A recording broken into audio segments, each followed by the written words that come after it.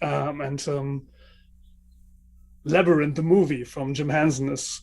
But it's a point-and-click adventure game, gently modernized to standards. You can use an auto map. You can travel fast from one place to another. But except this, it's really, really very classical. But it was. Oh, now I hear myself speaking. Because you have What? the live stream on somewhere. Just Oh, mute the live stream. It's fine. Just mute it. Mute the live stream. You have it somewhere playing.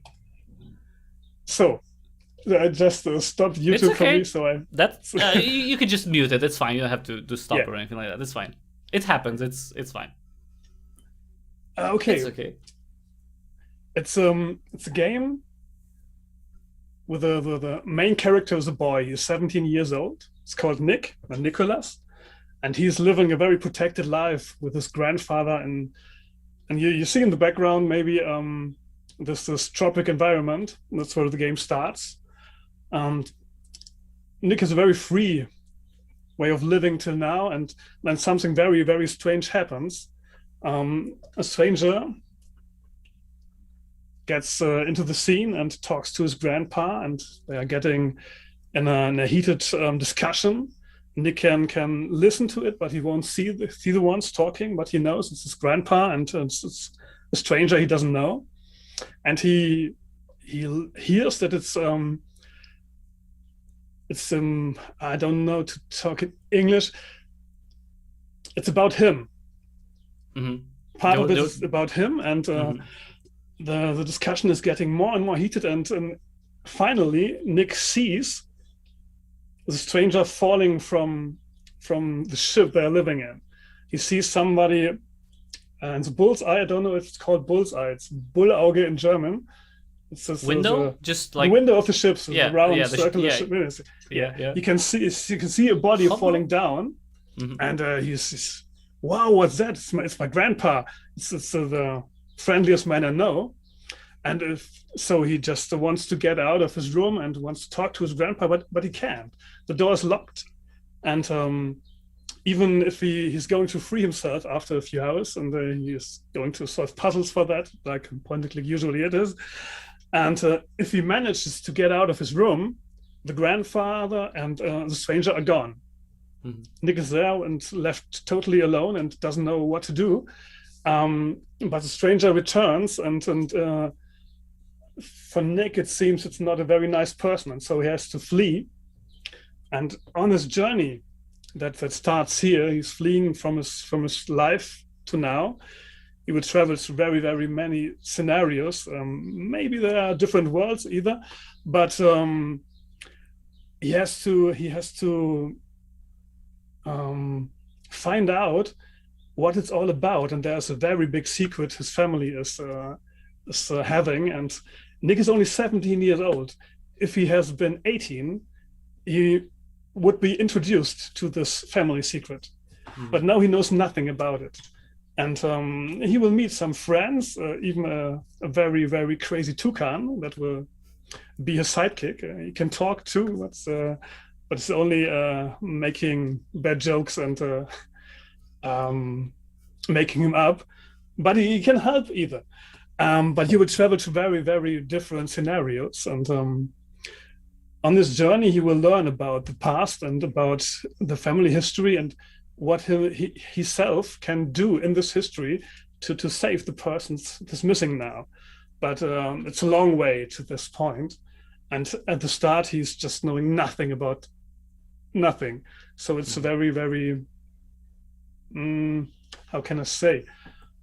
Enigmatic? It's a mystery. It's a mystery. Discovery. At the beginning, it's a mystery. Right. And that's enough for the start, I think. That's a lot. That's a lot. So let's like grab one thing and sure. go with that, because you mentioned that's a classical point and click adventure game. Yes. And what you describe in terms of the the beginning scene, to me it sounds quite reminiscent of the Broken Sword series, how they begin.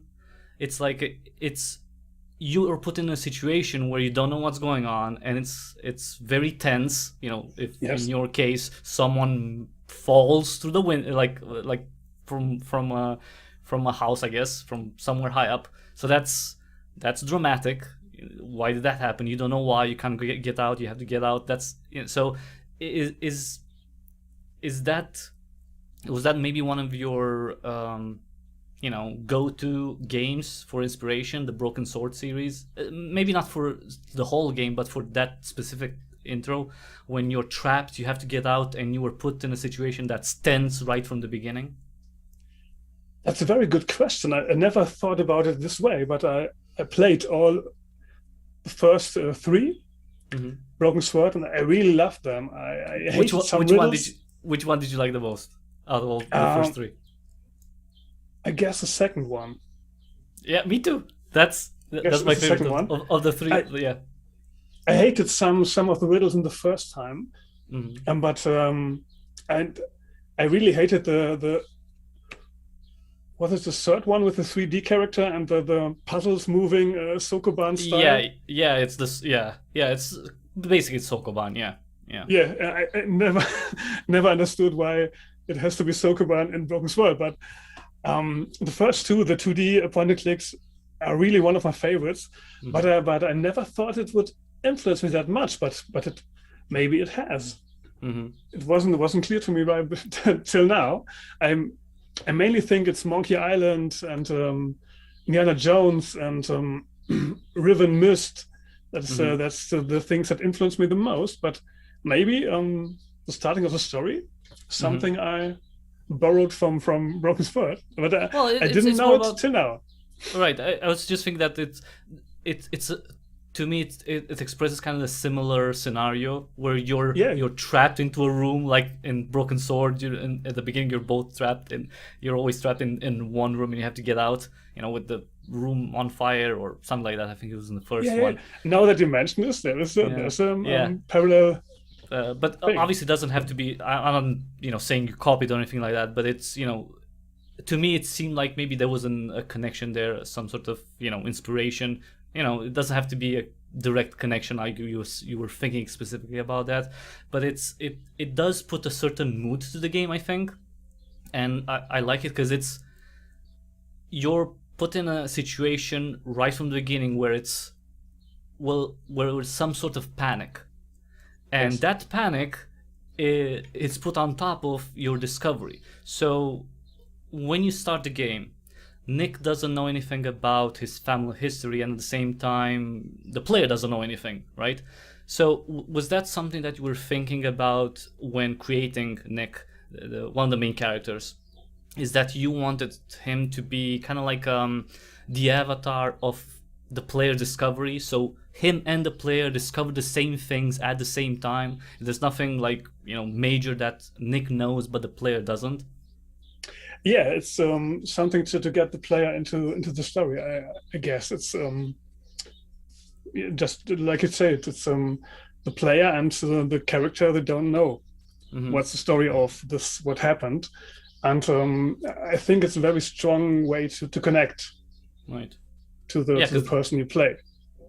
Yeah, I really like that, because sometimes you have characters that are part of the world. You play them, like you control them, but they know a lot more about the world. Well, whereas you're not privy to that information. So there's a disconnect between your character and yourself. Well, in this case, it's like, yeah, Nick doesn't know, you don't know. You're gonna find out together, and that's sort of discovery, that mirrors both of you. It's I like that in a specific in an adventure game. Yeah, thanks. Okay, so tell me, how did it start? Let's go back to the year was. Oh, it's more than 25 years. It all started as a very small child. We got a Commodore C64. And this was my first computer, and I really loved it and played several games on it. And then there was a Seed 128, the successor of the Commodore, and then was the Amiga, and that's where my whole story began. I played Monkey Island at this 11 discs of changing from one scene to another, and I really loved it. I loved the graphics, I loved the story, the humor, and it was so much fun to try to get to the next screen, see how lovely it has been made, and advance in the story. And from this day on, I knew I just that's something I would like to make on my own. Mm-hmm. And I played all the point-and-click adventures that were on the market, from all the Sierra ones or the LucasArts. I like LucasArts a little bit more than Sierra, but Sierra has some very cool stuff too. Future games, Broken Sword series, and what I also liked, Riven. I didn't like Myst very much. It was too the graphics technical. Yes, like it was more about the puzzle. It wasn't so much about the story, but the puzzles. It's like, yes, we're just gonna make some mechanical stuff to make your brain think. It's like it's more like brain puzzles than story. Story with challenges that you have to overcome. It's like, go this puzzle and this puzzle and this puzzle, and it's like, I got the same thing with Myst too. Yeah, but Riven was graphically so amazing. It really got me, and I never was able to solve the puzzles myself, or some I did, but the complicated ones were far beyond my scope at this age. But I really was into the graphics, and all games after Riven, Myst 3, and the atmosphere. That was something I wanted to catch with my own game. So I think it's, maybe you see it in the trailers or in the screenshots. There is I think it's a mixture of LucasArts and Cyan people and the Labyrinth movie from Jim Henson, Dark Crystal, the Labyrinth, and both puppet movies Jim Henson made are my all-time favorites. I'm now watching them with my kids on a regular basis, and they like them too, but not as much as I do. But they will look at them with me. And for you, it's also nostalgia, right? Because you enjoyed it at a time where it had a big impression on you. And it's a different influence, but it's great that you could watch them with them. And that's the atmosphere I wanted to create with my game. So if you see the scenes, I think there's shining through the movie Labyrinth, Myst, Riven, Exile, but maybe Monkey Island 1, 2. I think you can see it. I hope you can see it. With Pawns and Kings, what would you say are what components would be placed in, like, towards which game in terms of inspiration? Like, visually, anyone who checks out of Pawns and Kings, by the way, there's links in the description for the website, Twitter, Instagram, Facebook, so you can check out everything there. The game looks amazing. It's like it's not even it's an understatement. It's probably going to be the best looking adventure game bar none when it comes out. Thank you very much. It's so striking, but I'm thinking, okay, visually it's going to attract a lot of people. So is this something that was taken from maybe your experience with Riven, where the visuals are so compelling, whereas maybe the story and the puzzles are, some things that you've taken in terms of inspiration from, the Monkey Island series? Is it going to be comical? Is it going to be very serious? What are the components of Pawns and Kings? The visuals, great. So that's compelling. What about the humor? What about the story? There will be humor in the game. But it's mostly about his sidekick, the Crazy Toucan, who will have the moments of humor. The story itself is a more dark one. Not really dark, but it's I don't know how to describe it in English. No, not dramatic, but it's tragic maybe. Yes, a little bit of tragic. But it's serious. It's a serious story. It's not mature, so much. Maybe mature. Maybe a little bit mature, but not too much. It doesn't mean that it's sexual or anything like that. It's just it's for an older audience in terms of their understanding. Yeah, I would say it's a serious story. There are risks in it, and there's something to win, to lose, and you will have to make some decisions. Decisions. It's a word I cannot speak very good. and there was a big struggle in the background of the game. It's like a chess game. There are two sides playing against each other, and Nick is caught in between. Um, you will meet a person from the other side, and there will be maybe a romance, maybe a fight. You have to find out. And it's a girl from the dark side. Nick is one of the white side, but it's not in terms of good or evil. It's just two sides, like in chess. You play chess, and there are two sides. None of them is better than the other. But they do have this battle for centuries going on, and they're not battling in a war. They're playing a chess game against each other, and every piece on the chess set is a different world.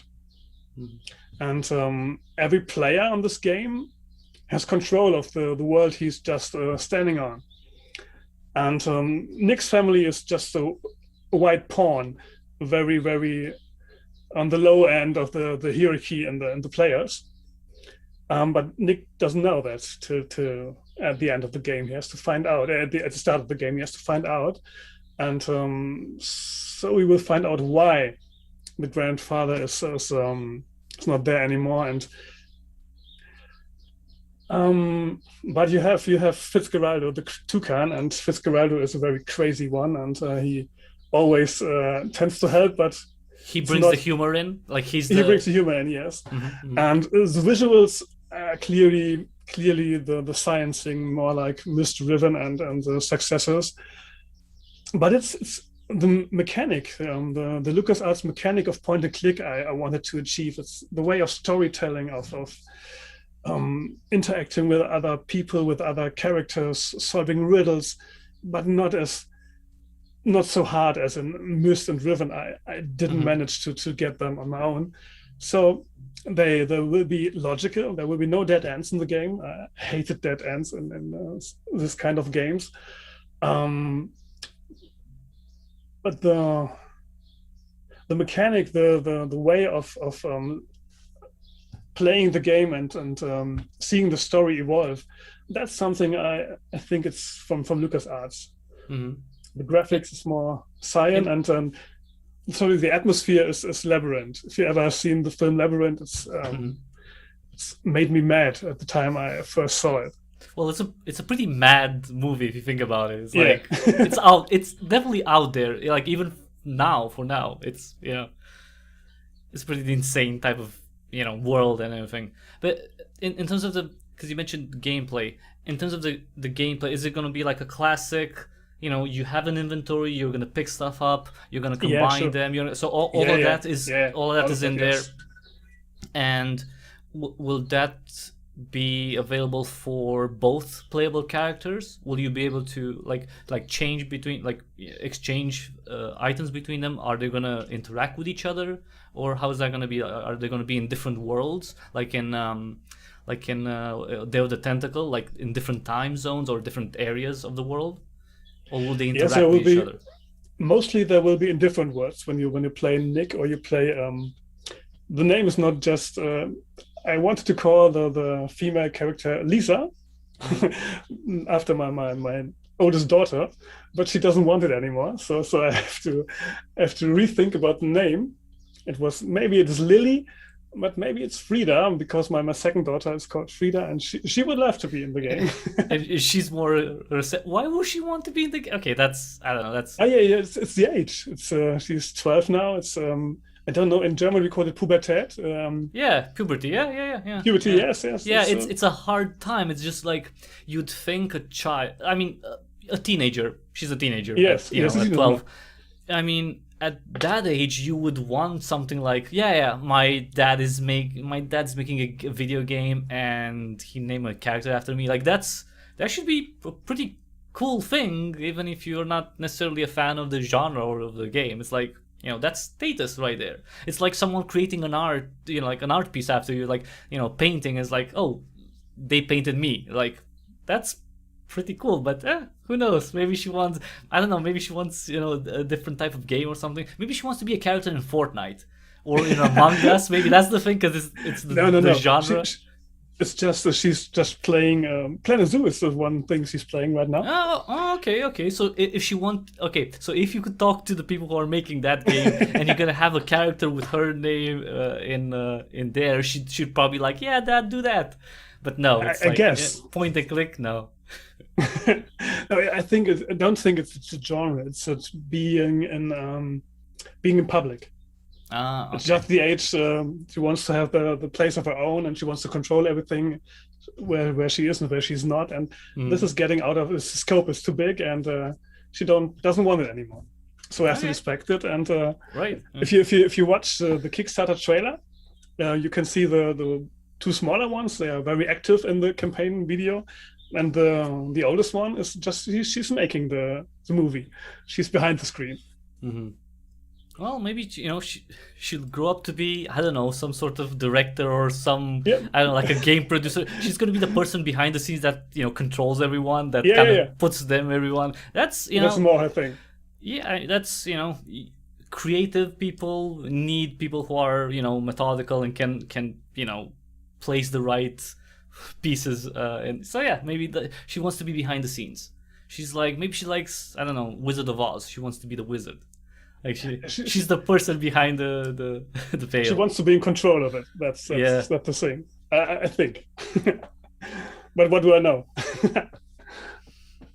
Well, obviously, you're her father, so you don't know anything. Like if she's a teenager, you don't know anything. It's kind of this, what can you do? When they're teenagers, like you can't do anything right. As a parent, basically, whatever you do is stupid. Is you don't know anything. You're old. All that stuff. It's like it's nothing new. It's the funny thing is this is the same thing with every single generation. And I mean we've been like that, and you don't understand that it's been the same thing until you're a lot older. It's like, well, I was so crappy when I was a teenager, and I can't believe I said that to my mom or to my father. When I was a teenager, it's like, But you understand, when you're older, you understand, and you give leeway to kids in general. You understand them that they have to go through this phase in order to reach maturity. But yeah, I do understand my own parents much better right now. Right? Yeah. So this second character, yes.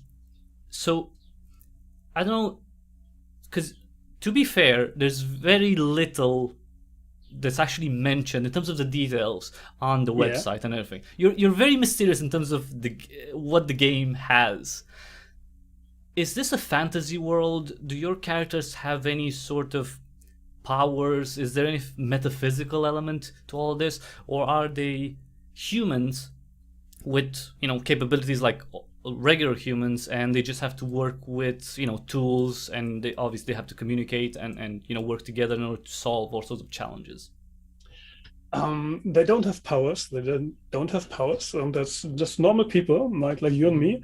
The world could be a world of our world with slightly changes. Mm-hmm. There are ways of traveling from one world to another, through portals you have to open and close and have the right settings for them. And but the world itself, it's very logical. It's very normal, with maybe some slight changes. There are creatures living here that wouldn't be able to live here. Mm-hmm. But all the things we have to do is just combine things, talk to people, and find out. And there's nothing magic about it. There's nothing. Not something. You have to do spells, or you have to do crazy stuff that nobody else can do. No. But because you said it's there are portals and multiple worlds. Is this? It's not mystical. It's technology that they're using to move around. Like, is that the it's setting? It's technology that has always been there. It's part of this world. It's not. Only the players can. It's not like modern technology, like computers or something like that. No, it's something that's not, ancient. No. Yeah, it's ancient. Yes. Oh, interesting. That's pretty mystical. That's interesting. Like, where did that come from? What, like, did you want an element like that? Is it something that's intrinsic to the world and is related to this chess game that is played? Is that like the people who've made this game, also constructed these portals? Yes. Okay. It's another way of waging war against each other without killing people. Oh. For centuries, the two sides have waged war against each other, and there were many dead, and so they decided to make it a more civilized way. Mm-hmm. So they intended this chess game, this game. So you have to have a more intellectual battle. But this game is going on for centuries right now, and it always has been, I don't know, in Germany you say, nobody wins. Chess can end and nobody has won. Mm-hmm. And so the game has to be started again and again and again. Perpetual. They're doing this for centuries now. And so nobody knows who's the winner right now. There is no winner. The white side hates the black side hates the white side. And in the game, you will meet people from the other side, and you will have to. Interesting. Yeah. Is that something that the player is gonna be faced with in a hard way? The behavior of people from the other side towards him. So he's on the white side, right? Yes. He's on one side of this conflict. Yes. Will people from the other side be like right away hostile towards him? Will he be able to, get some sort of positive relations with those people, or is it only going to be a conflict between the members of those factions? You will have to see in the game there are many prejudices against each other's sides, but you will meet one person that you really like, and she's just from the other side, and maybe she likes you too a little bit, maybe not. You have to find out in the game, and you have to break free from the old things. Nick doesn't even know about all these things right now. He's 17 years. He would be drawn into it with his 18th birthday, so he doesn't know about the battle in the back. He just had a very, very free life till now, and all what will come in the game is very new to him. So he has to relate to it and find his own way of coming along with the situation, where he will meet the other side and see that they don't like him and that they maybe want to do him harm, and this all leads to a final that may change the view of the whole game. It's a very, very interesting. I hope it's a very interesting end of the game, but I don't want to. No spoilers, yeah, of course. No spoilers yet. Not too much. This is very because, and this is not something that, don't take it as a criticism, because it's not. What I'm thinking is that if these are warring factions, right? So they know they have an enemy. It's not about like fighting like normal battles, but it's still a conflict. Yes. Why do they keep people on either side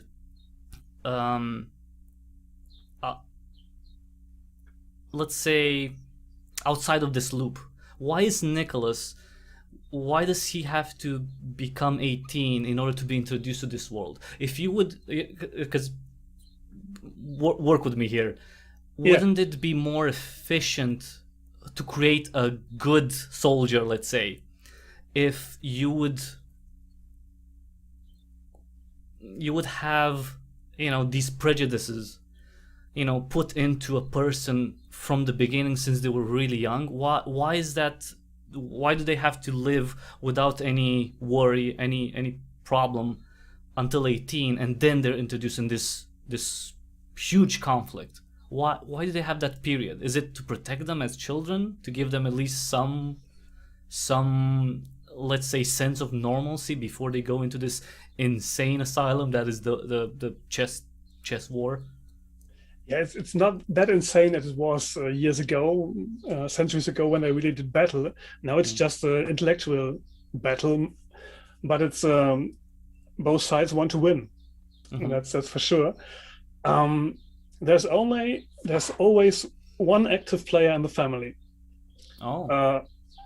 Some many years ago, the grandfather that raised Nick was the active player for the White Pawn family.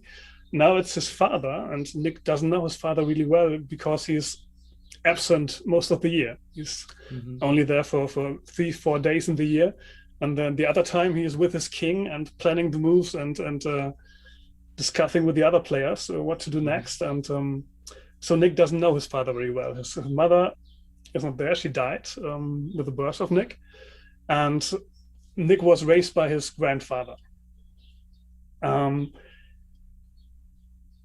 I think it's because of the story of the family. They want to take him out of it, and they want him to not be living with Engaged. prejudices like yes, till now. And I don't know how to explain it better, but I really like this because you're so mysterious in terms of how you present the game that this could be an advantage as a disadvantage. But to me right now, it's like I'm more interested in Nick right now, because if someone is so outside of this conflict as him, so he's outside, he doesn't have all the crap that everyone else has in terms of the mindset. That's what I mean. If he comes into this game unwillingly, without any conflict or intention towards others, like he doesn't want to hurt other people, maybe he doesn't want to play the game, maybe he wants to befriend people on the other side, right? Maybe he thinks this whole conflict is stupid. He would be the perfect character to change this whole game forever, because he doesn't have a dog in the fight. I really like that. I mean, he does have a dog in the fight because his family's in there. Yes. But he's not invested in the game. Like his father is a pawn. He's invested. Like if he can't just, like, if you invested in something for a long period of time, even if it's something that's destroying you, it's as a person, it's more likely that you wouldn't leave because you've invested so much. It's harder to let something go that you've invested in. So, but with Nick, for sure. I like that Nick he's an outsider, and the game may not like that he's an outsider because of that. Because outsiders tend to ruffle things up a little bit. I like that. Okay. Yeah, so you're not. Yeah, that's okay. So, I don't say anymore at the end of Pawns and Kings, you're gonna destroy the game forever. You're gonna bring world peace, maybe? No. No. Okay, not the world peace, but you're gonna try.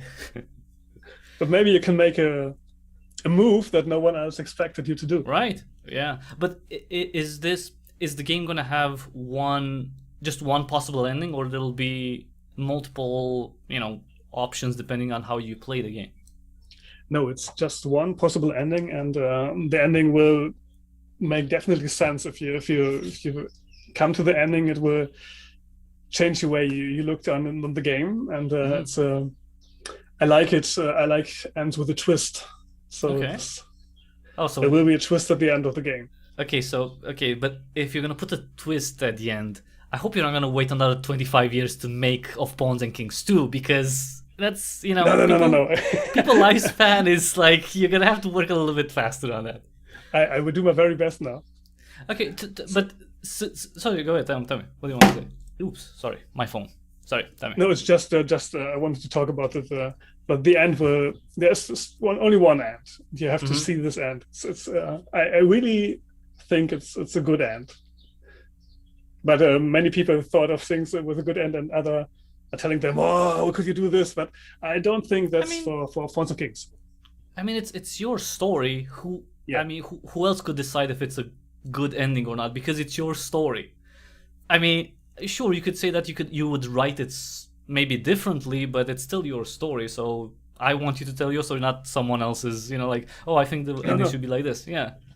I really love the end. I really love the end, and all that have written the story right now, they're saying the end is very good. So why did it take so long? Tell me what has happened since you started working on the game up until now. What type of different iterations the game went through, and what were the challenges that have made it so it's not out yet? Yes, okay. So first I studied architecture in Germany, and I became an architect. Um, and I was working with I started my own business of architectural visualization. That's where my studies brought me to. Mhm. So I always had the possibilities to make very shiny graphics and very realistic graphics. And I always wanted to make a point-and-click adventure game, but I have no programming experience. And then 25 years ago, I stumbled over Wintermute engine. Mhm. It's an engine for PC that was made for 2D point-and-click adventures. And with this engine, I started to learn coding in it. And there was an own script language with it. And I made some first scenes in it and learned all the things necessary for it. And I know, oh, that was a very good tool. And so the story was there from the beginning. I wrote the story in my studies, on driving by train from my hometown to the town I was jobbing in. I was earning my money for my study. And this time I did the first sketches and the first story drafts of the game. And after my studies with my firm, I invested time as I found the Winterwood engine in bringing things together, learning to make scenarios and learning to make the characters and all the things. And 2007, I had a prototype in the Winterwood engine. To that time, it was expanded to be a 2.5D engine. So you have 2D backgrounds, but you could import 3D characters, very low poly characters, and you can make them cast shadows on the scene with a very low poly model of the scene. You can have really shadows on the object. It was very nice. For the time, it was very, very, very modern, very crazy. And I did 3 chapters with a prototype for the Gamescom 2007 in Leipzig. And I presented the game to all the publishers that wanted to see me, but at that time all said, yes, you can come and present the game. I did this, and at the end of the Gamescom, I had 2 contracts I could have signed to produce of fonts. Really? So you got offers to get funding to make the game at that point in 2007? 2007, yes. Wow, it was a 2.5D game, and it was called Schachwelten, chess worlds at this time. But let's have to say, you don't have to know anything about chess to play the game. You don't have to know the rules. You don't have to make any moves. So after that, everybody told me I cannot name it chess worlds because everybody will think, yeah, you nerd, you crazy, only chess people will ever buy it. But the conditions of the contracts offered to me were pretty much not good. Right. The money then... I could. Yeah, back then you have to have a publisher. They take 60% of all just for publishing the game, and then they offer timelines you have to follow. And if you're not able to keep the deadlines, you will lose the money, part of the money, and if you can always lose the right to the game. The IP. So I really wanted to do the game back in this time, but I couldn't take the risk. I had my own business. It was working very good, and we wanted to raise our own family at this point. And so I decided against the game and for the family. And you invested in other creation, let's say. Yeah, it's no, I have fair. 3 lovely kids, and my business of visualization is there. And then after my third son was born, I was thinking about what could I do with this game now? It's so many years later, graphics have changed. 2.5D. It's not looking as a game you could sell right now. But with my visualization company, I always was working with Unreal Engine. I was trying to see what it can do, and the next iteration and the next iteration, it was always getting better and better and better. And so I learned Unreal Engine for the business. And then there was this crazy day when Epic decided to make the Unreal Engine free for everyone. Mm-hmm. You don't have to pay $1 million to make a game in the Unreal Engine anymore. You can just do it for free. Right. Yeah. And at that point, I know for sure that's my chance. Now I can do it all again. I can restart and take all the scenes I've just developed for the 2D game and bring it into real-time 3D and pimp them up and make them bigger. And Unreal Engine is so crazy. You can do so crazy things with it. The graphics capabilities are mind-blowing. Yeah, it's insane. And from this day on, I'm constantly working again on this game, and I've learned programming. I've learned the Unreal Engine, and now it's at the stage where many scenes are playable, are there, and that's the point to change my business model. I always wanted to do the game genre, and now it's the point to see if the Kickstarter campaign can bring me the money to do this all my life. That's what I ever wanted. That's interesting. What I mean, to me, it suggests that you've done a very good job in 2007. Because in 2007, even if it wasn't a contract that you were satisfied with, which that's fine, back then there were other, like the publishers had different types of, powers, right? Right now, yes. Not so much. But it means that you've had a very compelling product even back then for a genre that wasn't exactly the most popular, let's say. It's never been the biggest thing, but it's, it's not like a AAA title, or it's not like a genre that's, it's going to be, we're going to easy sell, a first-person shooter. Or whatever it is, genres that, or an RPG, for example. I'm guessing it's going to be easier to sell an RPG to a publisher than a point-and-click adventure game back then. But so now that you have, you're making more stuff, you're making it again, let's say, in a different engine. Why not search for a publisher again, and why go for crowdfunding? What would be? Do you think it's going to give you more power as to what you can do with the project? Do you want the input of players? Is that one of the motivations? It's not the biggest motivation. It would be interesting to see other ones joining on the ride and telling me what they think of it. Yes, sure. Mm-hmm. But it's giving me freedom. It's giving me complete freedom over the game and what to develop with this. And point and click it's a niche kind of game. Mm-hmm. Mm-hmm. I'm not even sure if there would be any publisher interested in publishing of Pawns and Kings. It's nothing you sell to millions of people. It's a genre quite popular in Germany for people. If you pitched and technically sold, a project in 2007, I think you would do that. I'm not saying that you should. I'm just saying that, you seem to be like a decent salesman in terms of like, you've made a product and you could sell it back then. I think you could probably do it right now too, if you'd want. I don't know if anyone would be interested, but I'm just saying that technically, I think you could. I'm not saying you should, just that you could. Maybe if there is someone interested in publishing the game, we can talk, but I really don't see it. I really don't see it. I contacted some publishers in Germany, and they say it's looking awesome, and but they don't want to take the risk. Right. Mm-hmm.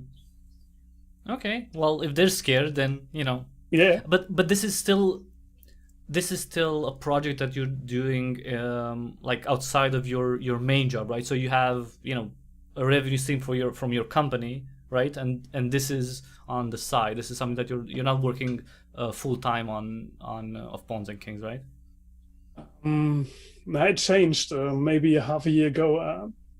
I did for 5 years. I did this in every minute of my spare time. Yes, it was my own business, so I could take as much time as I had to work on it. And but with COVID in Germany, my own business just got slowed, and there were less and less contracts. And maybe for 7-8 months I'm working full-time on the game, and Okay. it just shows me that's the thing I always wanted to do, and I never want to go back. Okay, so It's how's the really progress? How's the progress? Like, what's the state of the game right now? um, it differs very much. If you see the scenarios of the game, the levels, and the story is written complete. It's final there. The scenarios, maybe there was 70-80% of the scenarios developed, 50% of them final, I think. 20% missing, only on sketches on my brain, but I know how they should look. Programming, the engine is doing all it should do. You have a working inventory, you have an option system, you can control the player. There are missing some things too, but I can manage this. Puzzles are done in my head, but not programmed. 3D characters, there are only 2 right now. There have to be many, many more. And that's the thing I really can't do myself. It's too special to develop 3D characters. Right now, Unreal Engine is going crazy with meta-humans, and the possibilities will change very soon. But for me, it's I'm doing everything else. Characters is not, animation is not the thing I can learn to. So it would take even longer and longer and longer. So I found Daniel, a very talented guy here, who's doing the 3D models for the game, if we get funded. I have the Vasco Grossman, who's doing the soundtrack, a very talented musician. And the one who was with me with the game since the beginning is Fabiola, who's done the 2D sketches of the characters. Without them, I never could have done this. The game wouldn't be possible at all. The characters are in my head, but I hadn't the opportunity to draw them. Yes. Right. I couldn't make sketches on my own. Some of the sketches of the game are from me, but characters is way too much for me. And so Fabiola did the very lovely sketches. You're making buildings, not people. It's like, yeah, I get it. It's like your job is to...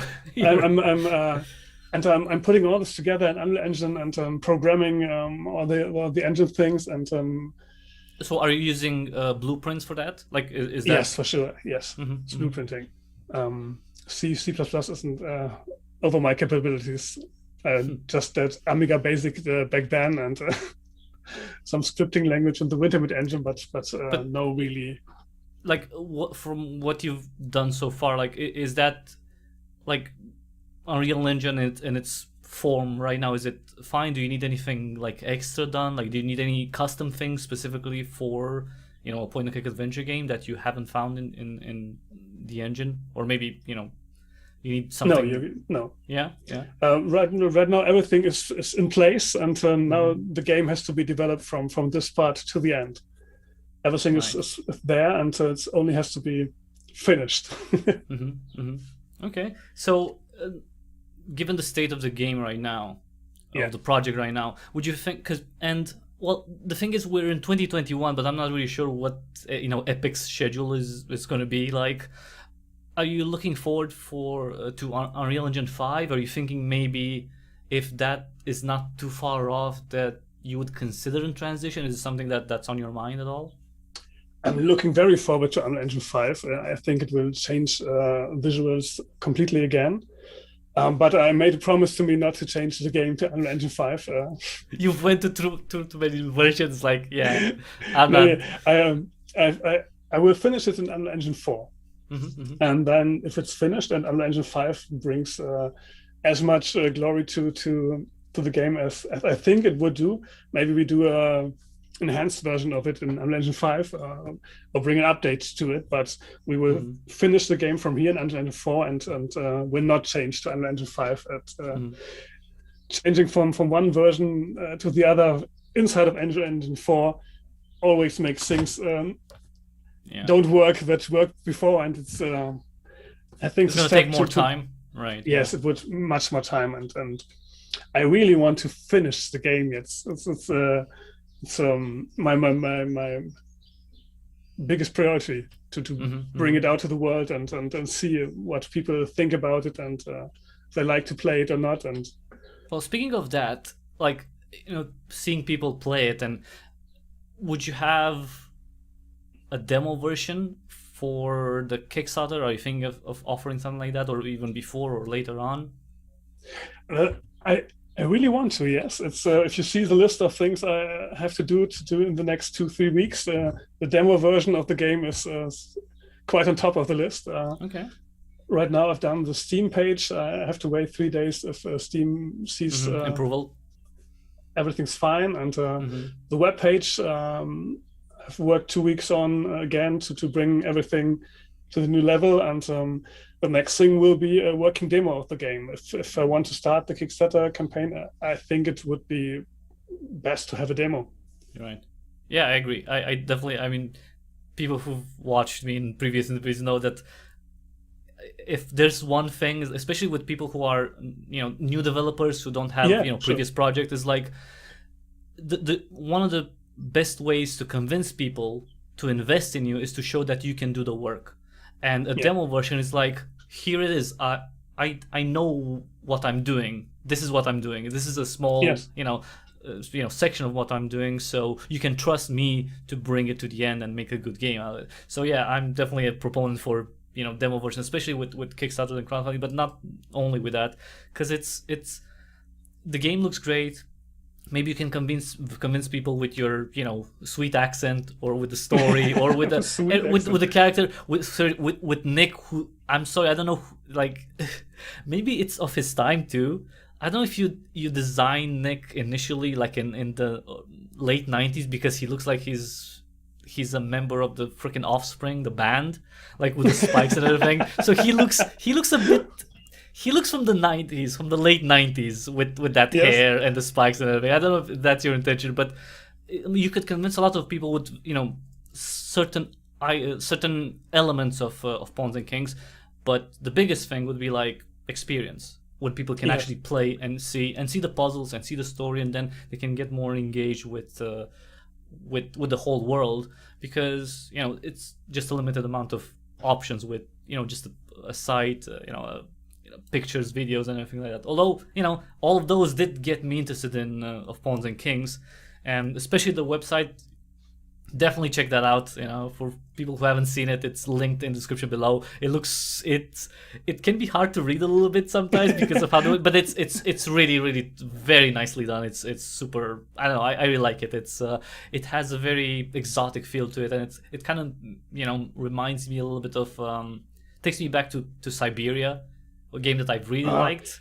I love the first two Siberia games. Yes. Yeah, and it's kind of. The website and the visuals kind of take me to that time where Siberia was also a game that was very visual compelling. At least to me it was back when it appeared, and the story was super enticing. Whereas of Pawns and Kings, the more I learn from you, the more I'm excited about the story, right? Because then I think, okay, so there's a whole conflict going on. Who are the antagonists here? Like, who are you going to, butt heads with in this game? Is it going to be like multiple characters from the other side? Is there a king or both kings that want you out? Is there an embodiment of, I don't know, like the evildoer in this game, or is it just kind of the world that's against you? It's not the world that's against me. There are all kinds of characters in the world. Mm-hmm. There are two kings, sure. There's a white king, there's a black king, and you will learn to know both of them. Mm-hmm. And you will meet characters from both sides of the game, and interact with them and learn about both sides. And as you are not the one hating the other side right now, you're more open to them like others would be. Mm-hmm. So there may be chances in this. And as I already told, the end will let you find out something very. I don't want to say anymore. No spoiler. Yes. Yeah, that's fine. It will give it another sense. Mm-hmm. And. You're going to understand everything a lot better. at the end. And there is this mysterious stranger following you through the whole of your journey. He will always be on your neck, and there will be some dangerous situations with him, and that's all I have to say. Right.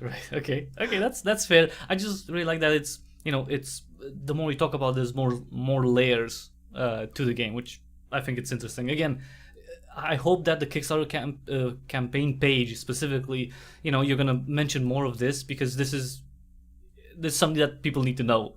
These layers, there's these ranks, and you have technically a place in this world, although you don't necessarily want to be in that world. So that's really cool, and I think people will want to know that in order to become more invested in it. Now, from the visuals, from the pictures and everything, it seems to me that there's a lot of I don't know how many worlds specifically you've shown so far. There seems to be a lot of maybe kind of ancient Greek or Roman architecture to it.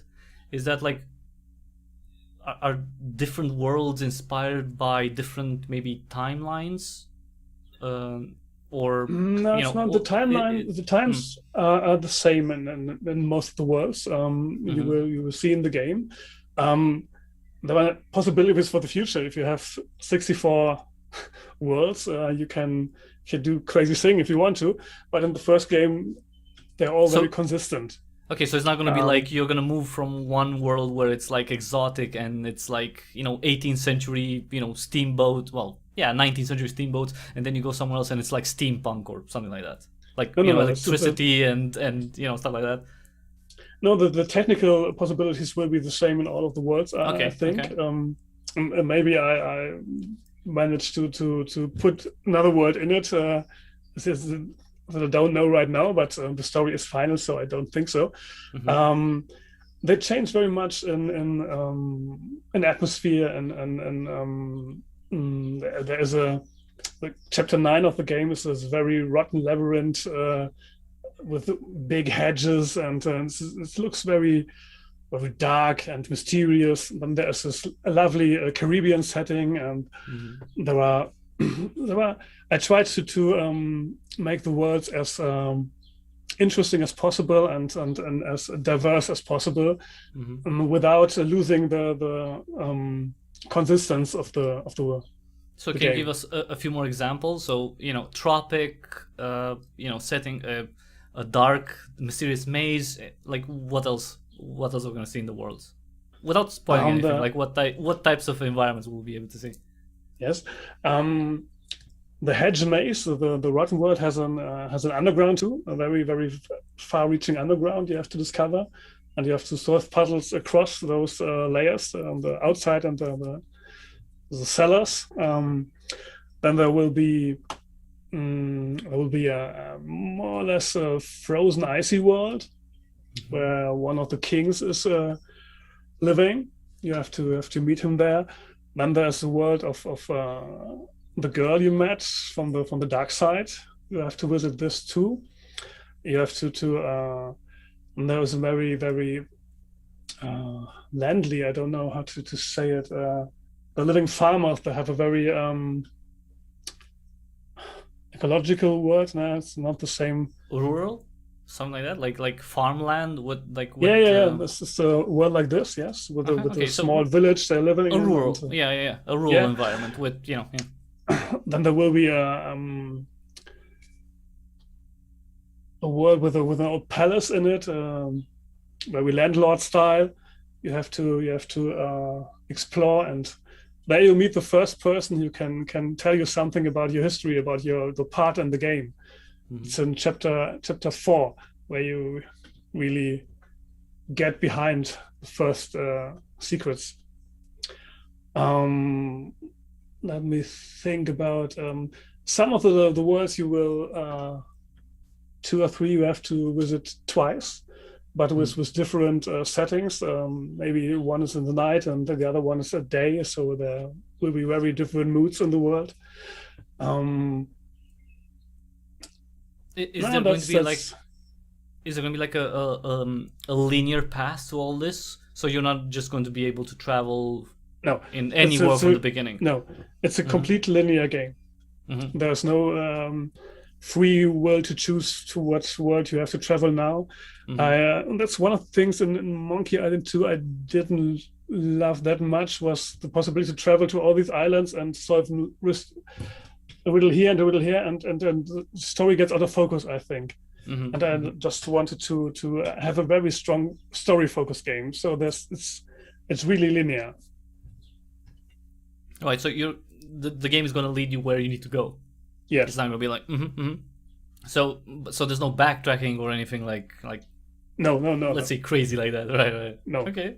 No dead ends, no backtracking, and you always have this toucan. If you get stuck in something, you can bring Fitzgerald to give you a little hint if you really need to. Is he a controllable character, or he's just like you can communicate with him, but you can't physically control his movements? Yes, you can communicate with him. He is traveling with you to most parts of the game, and you can always talk to him. He will talk to you very often and tell you what a mess you have created and what you have done wrong, and make fun out of you. But you also can, if you really are stuck in the story and you don't know how to get on, you can ask him. Maybe he has some things to say. So he's like a hint system for like a sneaky hint system. There's a sneaky hint system if you really need it. Yes. Right. Yeah, but he's technically not the character. Like you can't use him as a puzzle. Like go fly there, get that thing, or something like that. Yes. You can move him. You can use him for a puzzle, but you have to convince him to do it. You can't control him. Control him, but you have to convince him to do things if you really think he has to do it. Maybe he will do, maybe not. You have to convince him. That's nice. Like, okay, come on. What do you want? Like, do you want? I don't know what toucans eat. Probably some exotic fruits, but I have no idea. With that big beak, I don't think they probably eat fruit, right? I don't know. Yeah, I don't think I hope they eat. That would be really funny if you No, I just eat flesh. Give me a mouse or something. I have really no idea what they eat. I hope they're not carnivore. I don't think they're carnivore now. No, they're not with that beak. No. Now with that beak, that's not a carnivore beak. But yeah, interesting. But why the toucan? Is there any significance? Is that like I don't know. Do you think it was a comical creature? I think it was a very exotic creature, and it's not very common in the game to have a toucan on your side. It's and you can make him very extravagant. You can make him very not as normal as you maybe other sidekicks are. It can be a bit louder, a little bit crazier, a little bit funny sometimes. Yeah, and not as repetitive as a parrot. Right, because I don't think they can. I don't think they. Well, they don't speak, right? Like normally, that's what I mean. Normally they don't speak. Nick doesn't know that Fitzgerald can speak till he meets him. So it's a surprise for him too. So that's something in the world that's different from our world. This toucan really can speak. Is he the only animal that he can speak, or are there others? Just as you mentioned it, I think in the game he's the only animal. Maybe not the okay. Not the only. Okay, so we're gonna see a mammoth that speaks, because I've seen the mammoth tusk. So there must be some mammoth. I want a big mommy mammoth and a little baby, and you're gonna help the big mommy, and the baby's gonna talk. We're gonna get Ice Age in the game. I'm better than Ice Age. Ice Age is fine. Ice is fine. It's just, this is going to be better because you can actually interact with it and it's nice.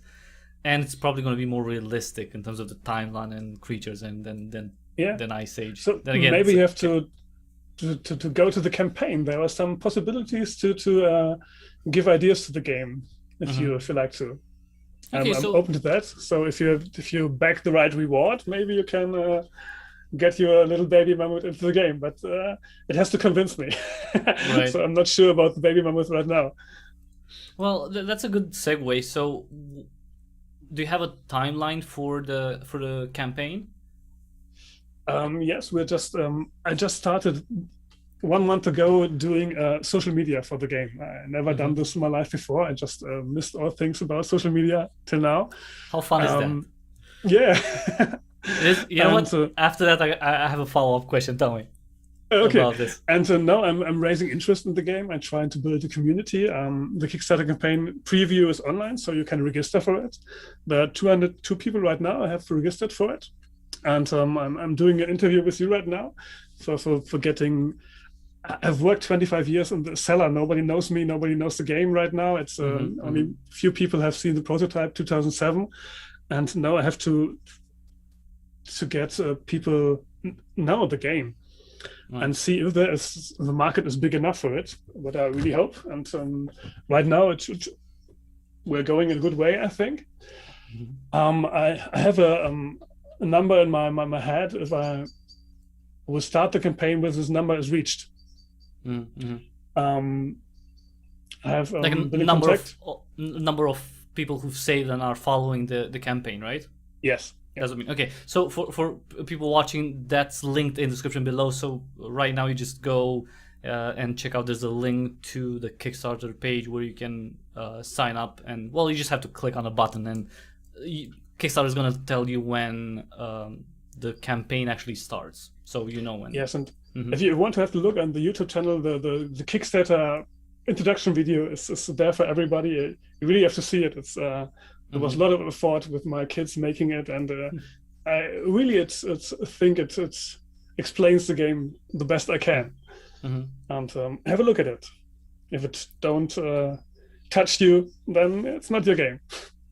I mean, if you watched it, if you were interested to watch it, I think most people would be interested, because it's a point-and-click adventure game. If you get every single person who hears about the Pawns and Kings, it's like, this is a point-and-click adventure game, check it out, and they check it out, how can they not like it?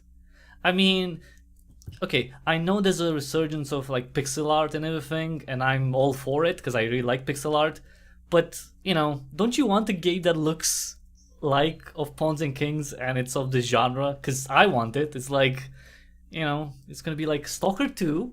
And then next to it is going to be a Pawns and Kings, like, both made with Unreal Engine. It's like, look what the engine can do. It's like this super, famous game and this soon to be super famous game. That's, Thanks very much.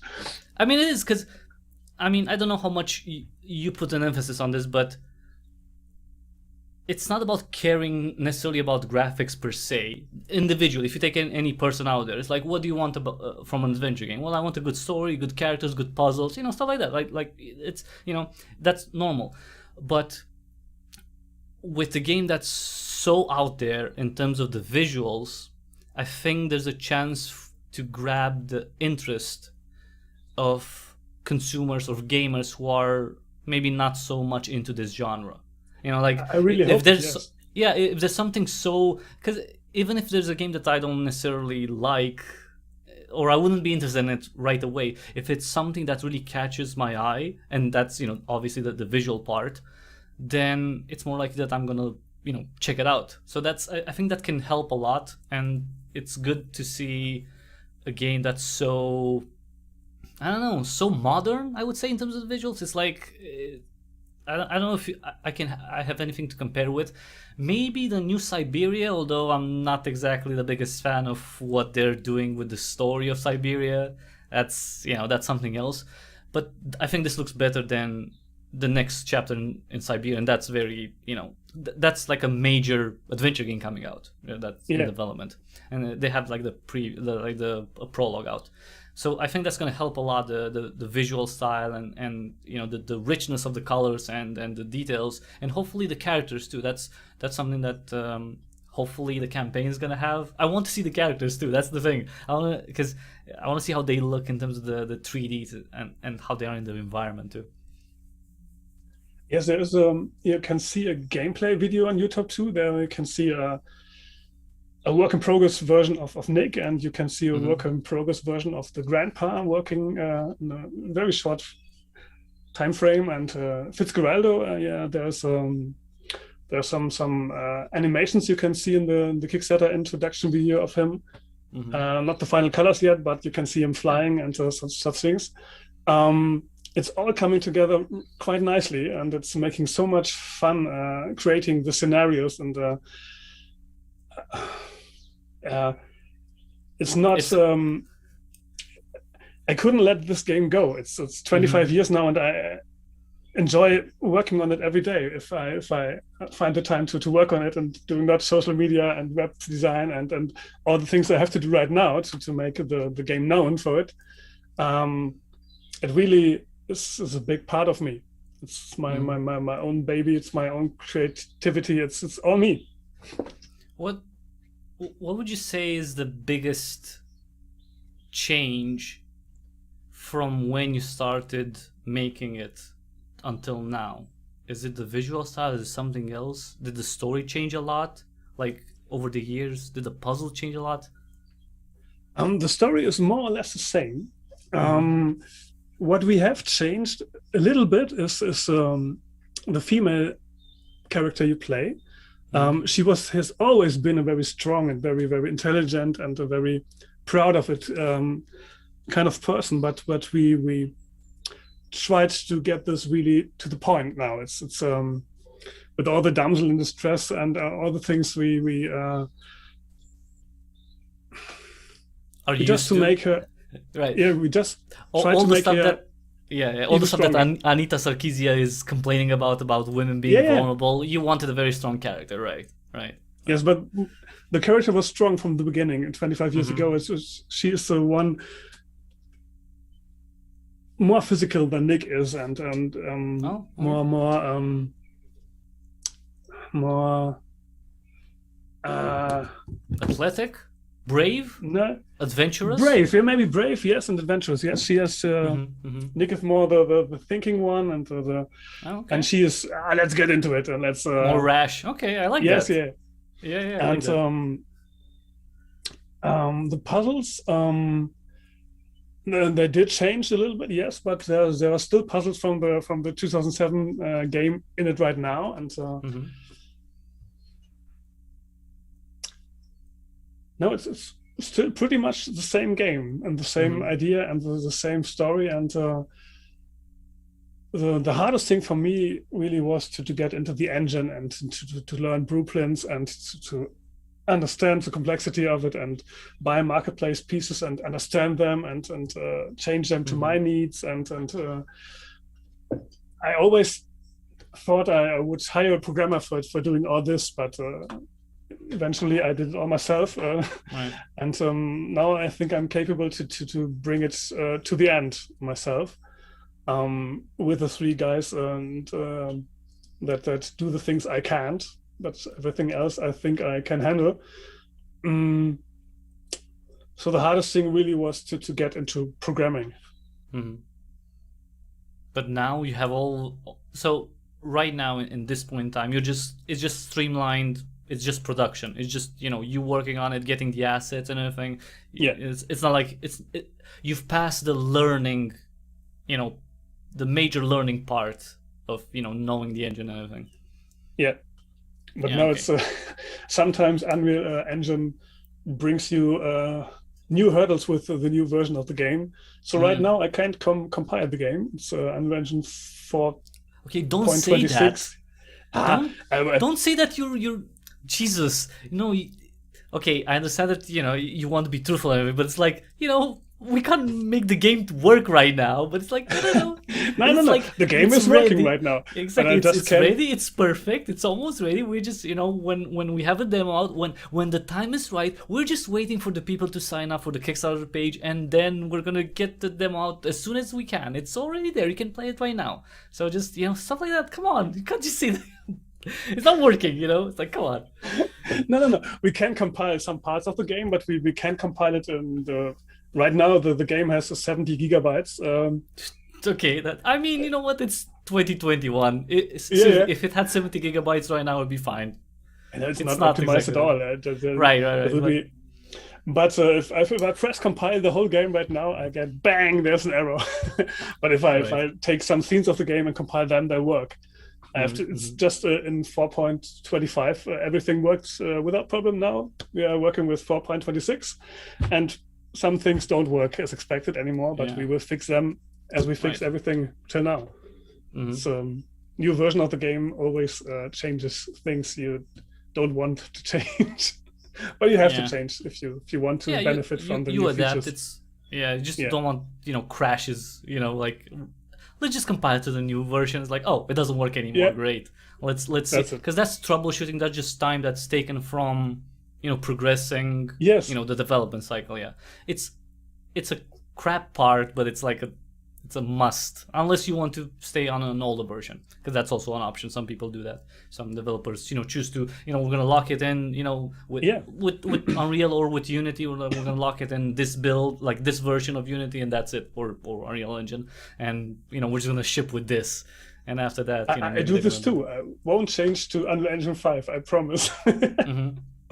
Well, you say that now. But after they launch, but it should come out this year, right? If I'm not mistaken, they announced it last year. They didn't say when, right? It was going to be available. I think they were going to do a preview first, but there's nothing new, right, about it. Like since the announcement, I think in November when it was. No, I haven't watched anything. I haven't heard. Because I'm looking forward to it too. Yeah, it'll be really interesting to see what comes out with it. But yeah, it's exciting. Yeah, it really is. The first trailer made me speechless. This was this is real-time lightning. It's crazy. Yeah, and it's like seeing a very small glimpse. Just imagine. I mean, I can't even begin to imagine what Unreal Engine 5, because it's a tool set basically. What that tool is gonna be used for. It's like it's gonna be 100 times more amazing than what they've shown so far, because there's going to be people who do all sorts of crazy things with it. So it's going to be exciting. I mean, it's going to take some time, obviously, learning the engine, learning the capabilities, but the next 5-10 years, of Unreal powered games with UE5, it's going to be probably very compelling visually, and hopefully, with the resource and everything, I'm excited. It's like, although I like 2D stuff too. Yeah, if you see what Unreal Engine is changing the way films are made, changing the automobile industry, it's taking over all industries. It's really, it's crazy. So have you seen the trailer to MetaHumans? No, I don't think so. What's MetaHumans? It's Google MetaHumans. Unreal Engine will bring this. It's absolutely mind-blowing characters you can do with Unreal Engine. It's fucking crazy. Sorry to say that. No, that's fine. I mean, this is an adult stream. It's fine. But it's very exciting. So you just have to use the tool and give it to people who want to use it and everything. Now let's something that you've touched on a little bit, but maybe we can go a bit in more detail. Tell me about the audio themes of the game. What are you going for? Is it different themes for different worlds? Are you going like classic, something more, comical, something more, I don't know. What genres can we expect? The audio side. Yeah. The music side of the game. Mm-hmm. Yes. If you see the Kickstarter, all the trailers have a piece of music that is very, damn English. Inspiring, inspiring, and it's typical for the game. I think adventurous. Yes, it has a sort of melancholy that fits the mood of some of worlds very, very perfect. Mm-hmm. And the worlds will have different music. Yes, it's, if you see the Caribbean scenario, it will have lovely, nice music. Getting into this place, and there will be more tribal stuff. That will be nice. Something like like more. I really love the old Monkey Island sound. Yeah, it was amazing. I mean, it would go well with the environment. That's the beginning of it. So yeah, I thought to start the game with somewhere deep in the Caribbean, and then blend in. Yeah, I mean, why not? And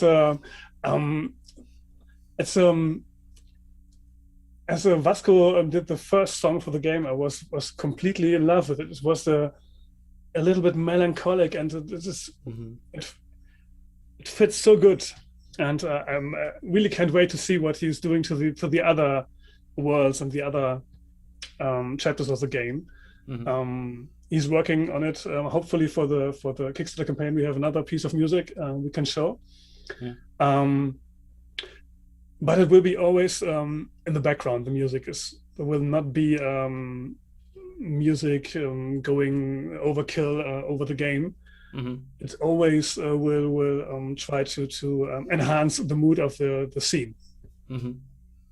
And so I think something that's mentioned on the website about animations, anything like everything is going to be in game in engine. Yes, The intro, everything is in the engine. Yes. Okay, so everything is real time. Yes. Okay, and is that something that you wanted because of the capabilities of the engine? Is like, yeah, we can do this in the engine, and we're gonna make it like this, or did you specifically want in engine? It wasn't really a decision. It only figured out that the engine is capable of it, so let's do it. So we don't have to have any pre-rendered movies playing. And I only think I always thought it gets you out of the game if there's a visual change between the game and then there's a cutscene that looks so much better than the game. And I played. You can say it. You can say it. Every single Blizzard game since the last. I played them. Yeah, really. You read my mind. I just was about to talk about World of Warcraft and the cutscenes. Damn, that was so amazing.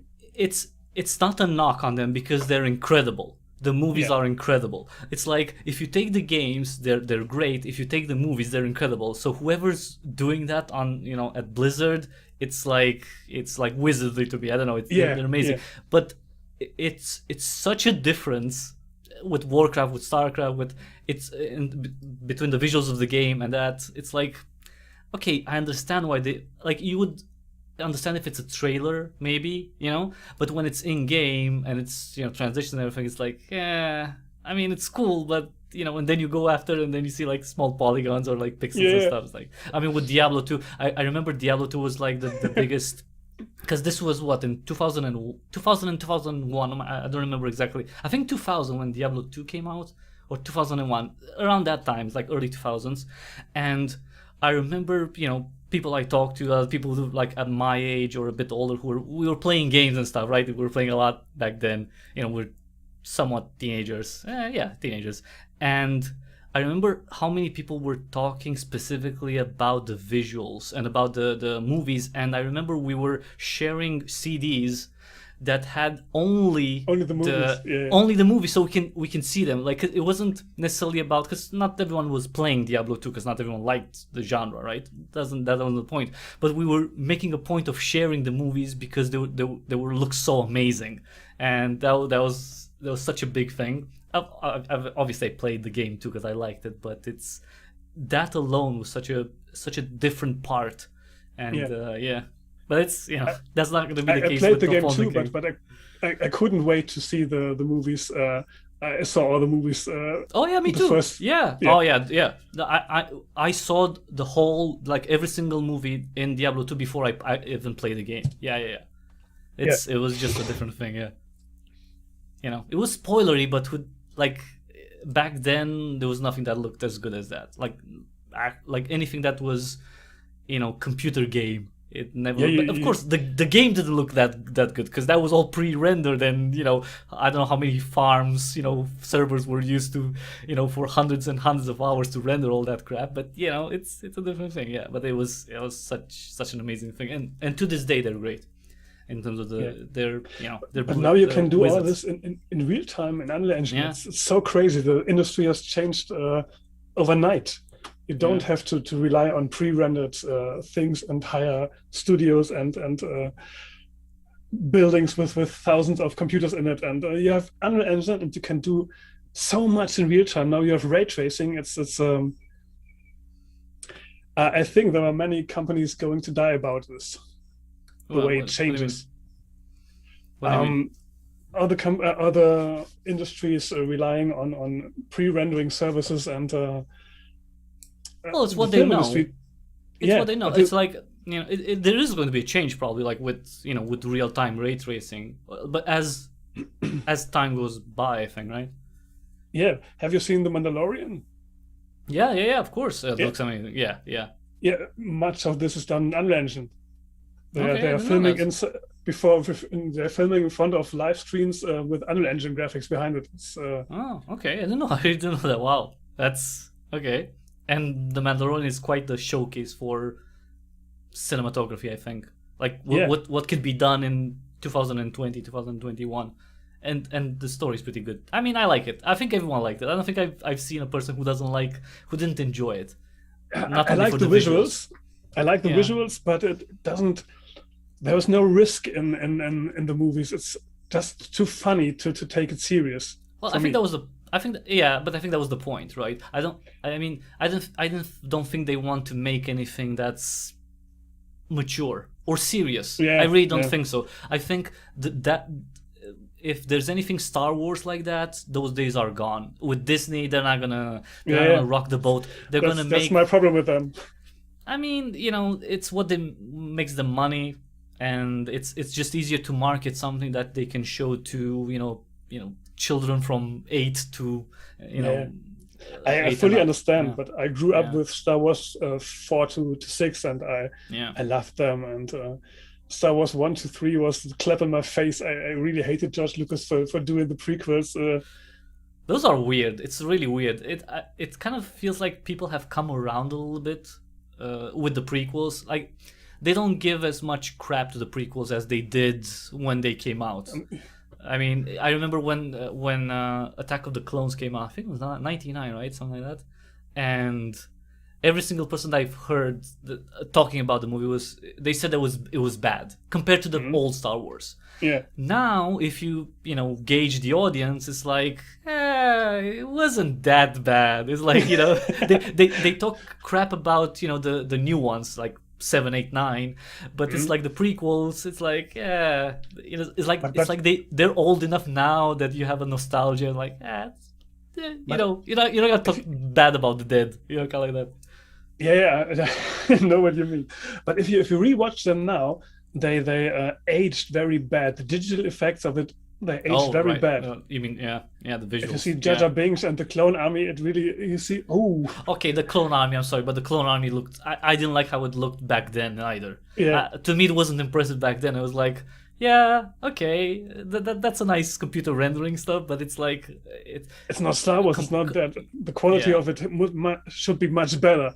Yeah, I think they insisted on probably the technology wasn't there. They just wanted to use computer graphics. Full digital. Yeah, exactly. That's the thing. I mean, it kind of worked, I guess, but I don't think no one's gonna.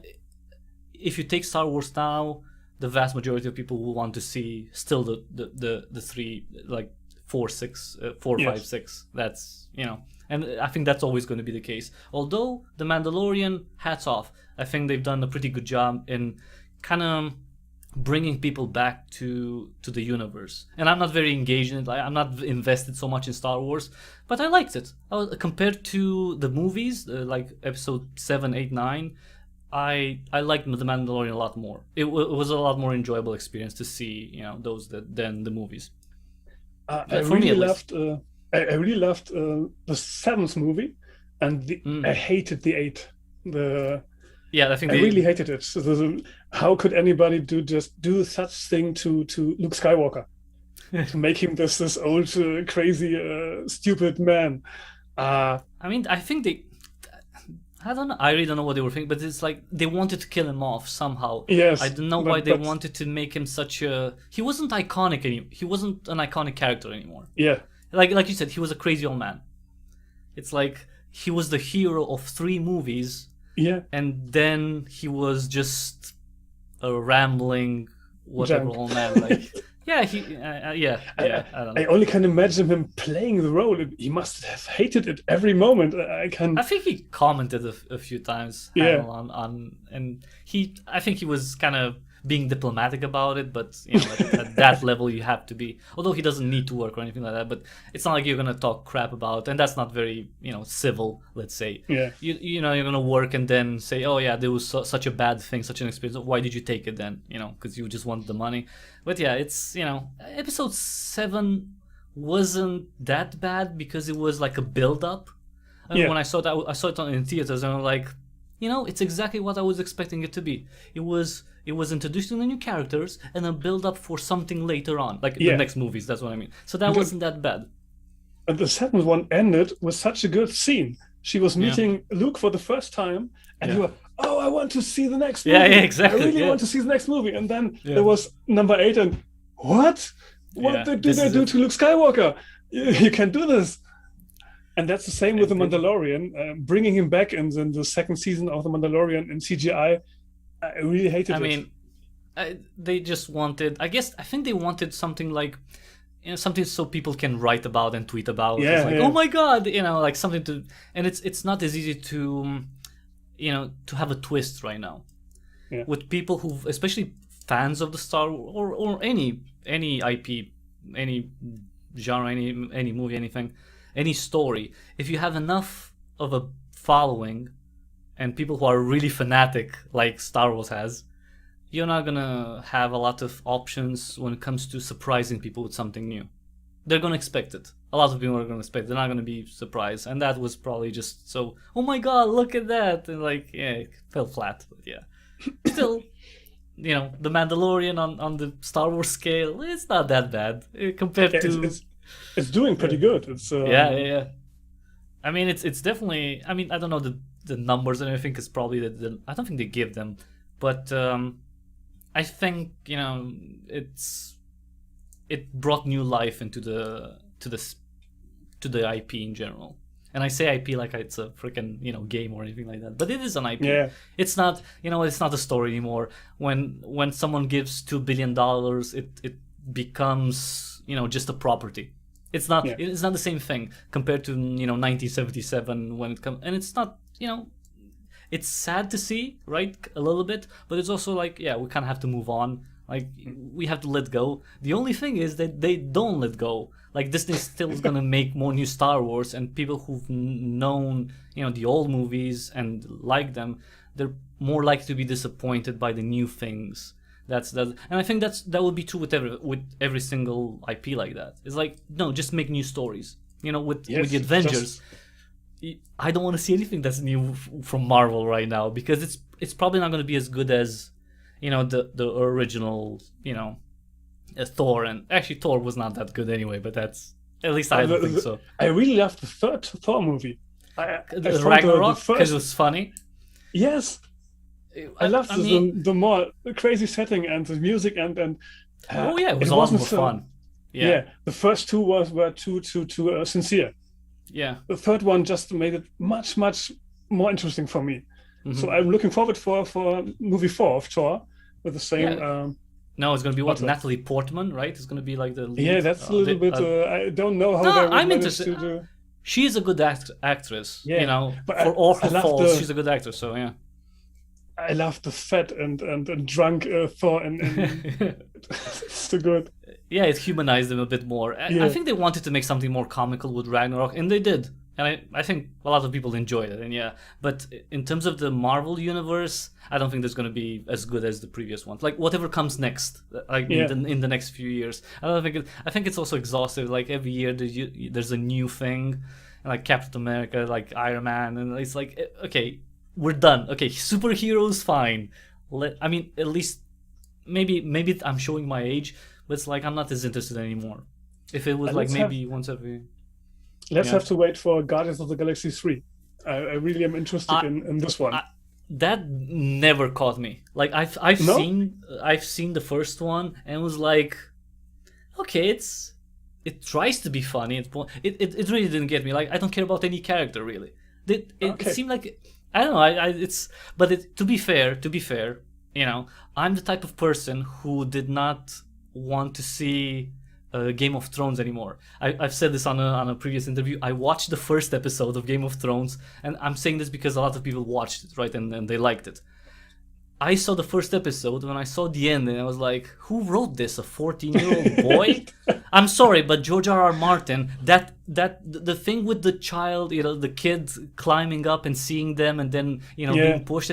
I'm sorry, but I saw that a mile away, and to me it was such a childish way of writing. Like if I put a teenager to write, okay, give me a twist ending for this. Oh, the child just goes up and then he gets pushed and he doesn't die. That's the whole thing. most people would die. You hit your head, on stone. You go from really high up, you die. You crack your head, you die. No, he fell, and of course he was going to be in a coma for how many long, because it's a plot twist, and it's such a writer thing. Like if that thing was just so they have a story that spans a season, 2 seasons, until the boy wakes up. So that's such a classic, thing that TV shows do, that I really didn't like it. And after that, I was like, nah, I'm done. No, thank you. So I'm that type of guy. They're not gonna catch me that much with normal stuff, with mainstream stuff. I don't. The Mandalorian, though, that one I liked. That was nice. But it was just to enjoy me, just enjoy myself, and it wasn't serious or anything like that. I don't know if there's anything that right now, like TV and movie, that's coming out and like, oh, I'm excited about this because it's a compelling story. We'll see. Maybe Thor, but because I want to see Natalie Portman in this role. We'll see. But and we went into movies. All right, so let's get back. Let's get back. No, it's fine. Okay. I like the. So, any platform plans? So I know on the website you say PC, but do you have any plans for other platforms of Pawns and Kings? Yeah, surely we have. It's Unreal Engine, so you can try to port it to everything that's on the market. First, we want to do PC, and we want to do Linux, and we want to do iOS, also Mac. I think that shouldn't be the big problem to do it. With Apple, you have to do some crazy things. Pay them. Yeah, pay them. Go to them. And if we can manage to bring the game to the consoles, I really would like it. I don't know if there's a market on consoles for playing point-and-click adventures, but the technical side of it is given with Unreal Engine 4. You can port it to all PS4, PS5, Xbox One, and higher. But firstly, we will concentrate on PC, Linux, and hopefully Mac. I don't think we can port it on any handy device or a tablet because it will lack the power for the graphics. But maybe this will change in the development too, so we finally can bring it on mobile. But I don't see this in the next year. Maybe the Switch, like that as a mobile platform. I know not phones and tablets, but maybe the Switch would be something. It would be interesting. And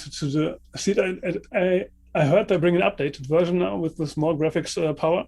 Yeah, so, that's the rumor. Yeah, that's gonna announce it. Yeah, so it's probably not gonna come out maybe this year or next year. Yeah, would fit with the game development then. Yeah, but are you making, like, right at this point? Are you making any tweaks to the UI that would lend the game to something like consoles, to controllers, or no, is that not in the after? moment. Not okay, yes. Okay. At this moment, it's really a point-and-click adventure to handle with mouse and keyboard. Only mouse. But let's think of Grim Fandango. It has a very interesting way of interacting with items. By the way he's looking at things. So I can imagine doing something like this for consoles. But that's far in the future. Right now, it's just point and click. So for the campaign, that's not maybe a stretch goal, like console versions, or are you thinking of that? No, I cannot promise this. That would be unfair to promise something I really can see if I can do it. Okay, so the campaign is going to be specifically for the PC version of Pawns and Kings. Yes, PC, for the desktop computers. Yeah. Okay, fair enough. I mean, with the visuals, I'm sure there's going to be a lot of. You can catch, some console players. I think there's space. I think there's space for a visually compelling, but it doesn't have to be necessarily visually compelling. But I think with the Pawns and Kings, you stand a better chance of, getting attention from the console crowd who may not be as interested in point-and-click adventure games. We'll see, but it's I hope. It would be an adventure to go on consoles. I really would like to do it. Well, you know what? My idea would be, if there's a game and that I like or I want to try or anything, I would like as many people as possible to be able to try it too. That's why I don't like, like exclusive or stuff like that. I mean, it's not only about the platforms, it's also about the services, like only on Epic Game Store. Oh, by the way, is that something? Are you thinking in terms of the release services on Steam, or you're not thinking about exclusivity, right? Or are you of Epic No. Store? No. Principally, I hate exclusive deals. Yeah. I'm not in a situation to decide this right now. There is no one contacting me and telling me, hey, I give you $1 million if you do it on Epic Store exclusively. I think it will be Steam, itch.io, and maybe the Epic Store. Yes. Good Old Games, maybe. That's yeah. Yeah, GOG, sure. Yeah, for the DRM free crowd, which there's okay, that's fair. I mean, as many platforms as possible. That would be the idea if it's offered everywhere. Then, any pricing? Do you have any pricing that you can share, or if not, then it's fine. It's not a full AAA game, so I won't charge $59 for it. But it has to. You couldn't. Like, how could you really? I don't think there's anyone. If you'd ask, like, what, we have a point-and-click adventure game. It doesn't matter with how good it looks. It's like, we're gonna charge $60 for it. It's like, I don't think that's gonna work. I mean, not 100%, but yeah. No, dead in the moment. Yeah. I think it's gonna be between $30, $40 if it's finished. So if in the Kickstarter campaign, I think there will be an early bird thing or a reduced price for the people who's backing per Kickstarter. Right. So I have to have this in mind if I set prices on Steam, that they won't get into each other's way. Not finally decided yet.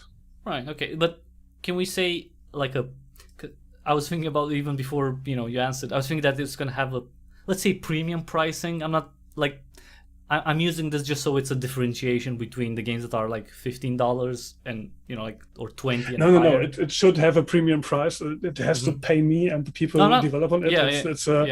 It's a game with very much effort in it and very much time invested and love invested in it. But it has to pay. So I won't give it away for $10 or $15. No. Right. That's not what I'm thinking right now. Maybe the market will change my way of thinking, but I don't hope so. I mean, there's some people in the quote unquote game industry that are pushing for. I think it's fair. I think there should be more flexibility when it comes to pricing for indie games. I really don't think that going for the lowest common denominators of pricing, undercutting yourself, like making the game as cheap. I don't think that's a viable strategy for anyone. For long term, anything for the industry, it's not. I mean, there's always going to be games that are cheaper, but I think what, if you have a good game, you want to make it $25, 25 euros, 30, make it. It's fine. Like, go ahead. Like, don't I'm not going to criticize the pricing if the game is good and it seems like a good offer, like a good value, right? And it seems like maybe more people are waking up to that. Even the press are kind of pushing for that, although they probably have other reasons for it. But yeah, I agree. If you have a compelling product, don't go for the cheapest one. Actually, I was surprised specifically for one game that I bought recently that was cheaper than I thought. Like, it should be more expensive a bit. Anyway, but that's another thing. But yeah, I agree, because it from the visuals and everything, and the length. Did you say about 10 hours? I think. It should 10 be chapters. over 10 hours. Yes. Over 10 hours of So for something like that, right? A modern point-and-click adventure game, if it's 30 or more, I don't think it's impossible to ask for that, or unreasonable to ask for such a pricing.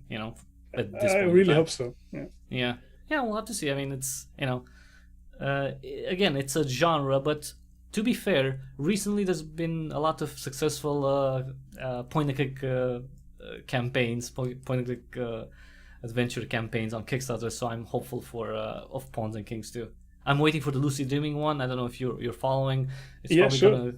That's coming up soon. So hopefully I'm going to do an interview about that too. But yeah, there's lots of and Prim was amazing. Yeah. Yeah, Premium done really well. I think over 60,000 euros.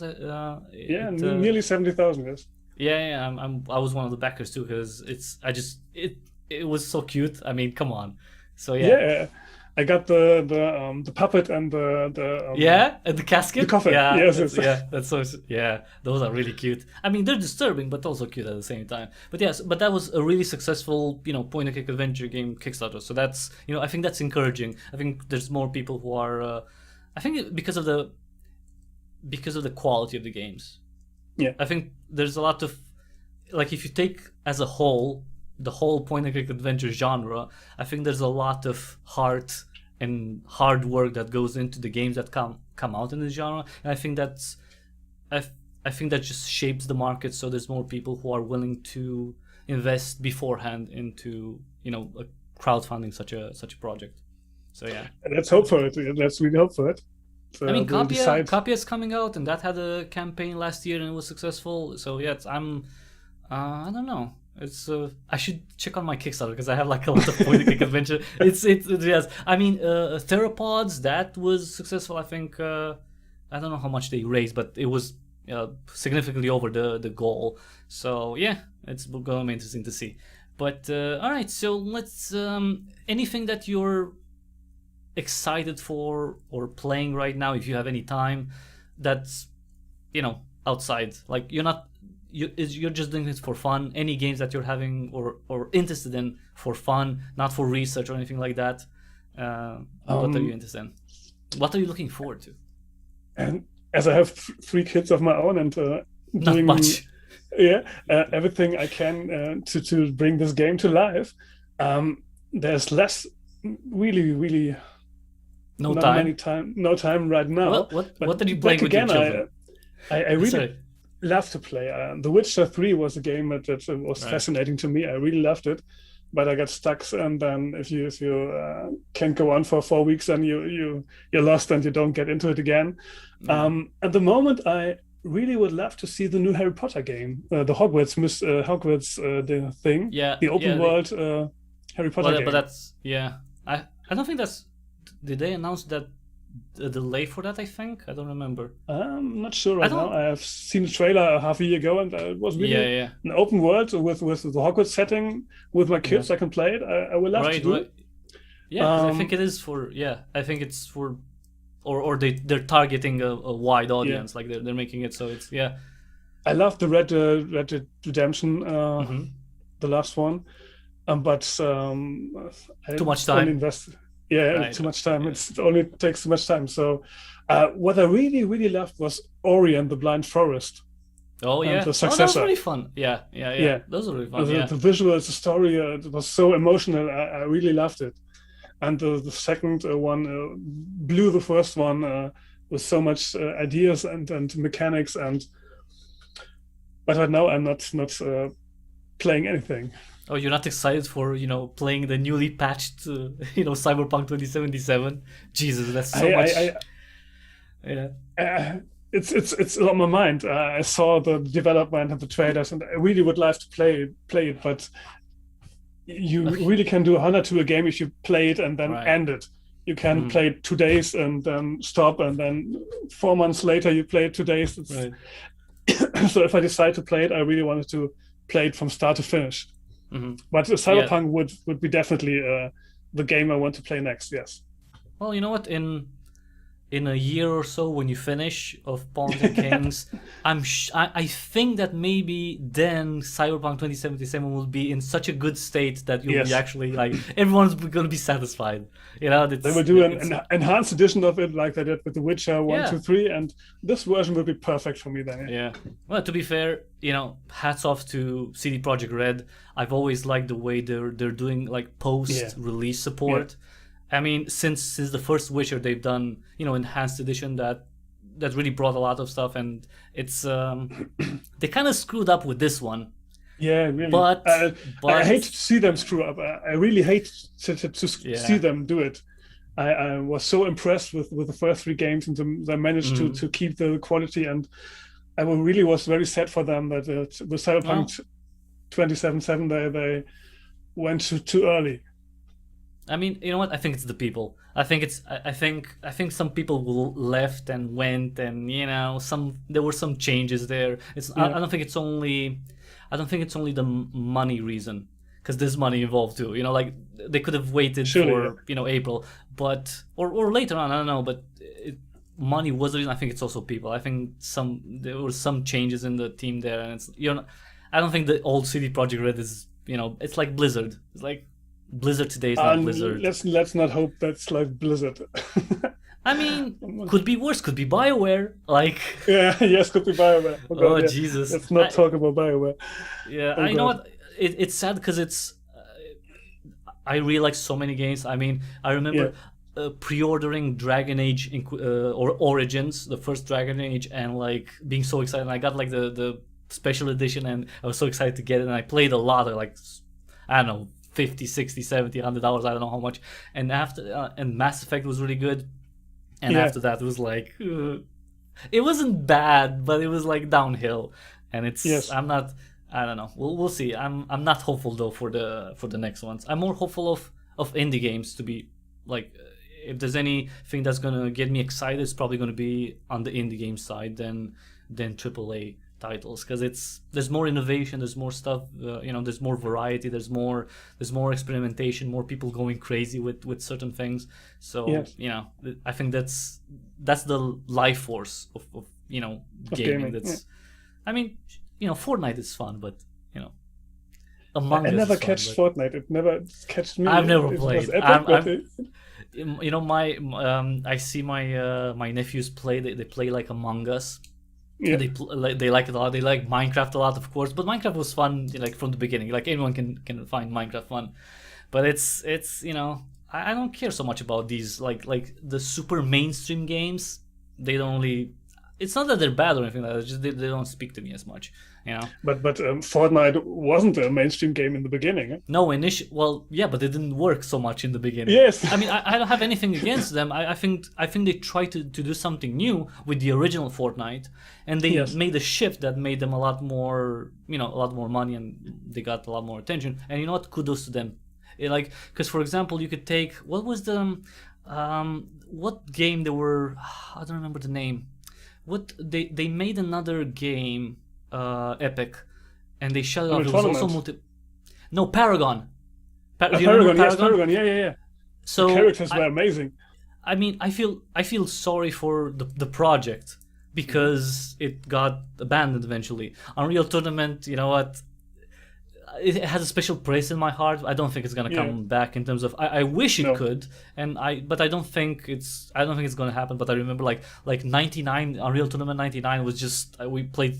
Me and my friends played so much of that, and my brother too. And it's like it was crazy. But now, no, that's not gonna happen. I don't think Epic is gonna bring out another Unreal, tournament that's like high level and it's gonna be as successful.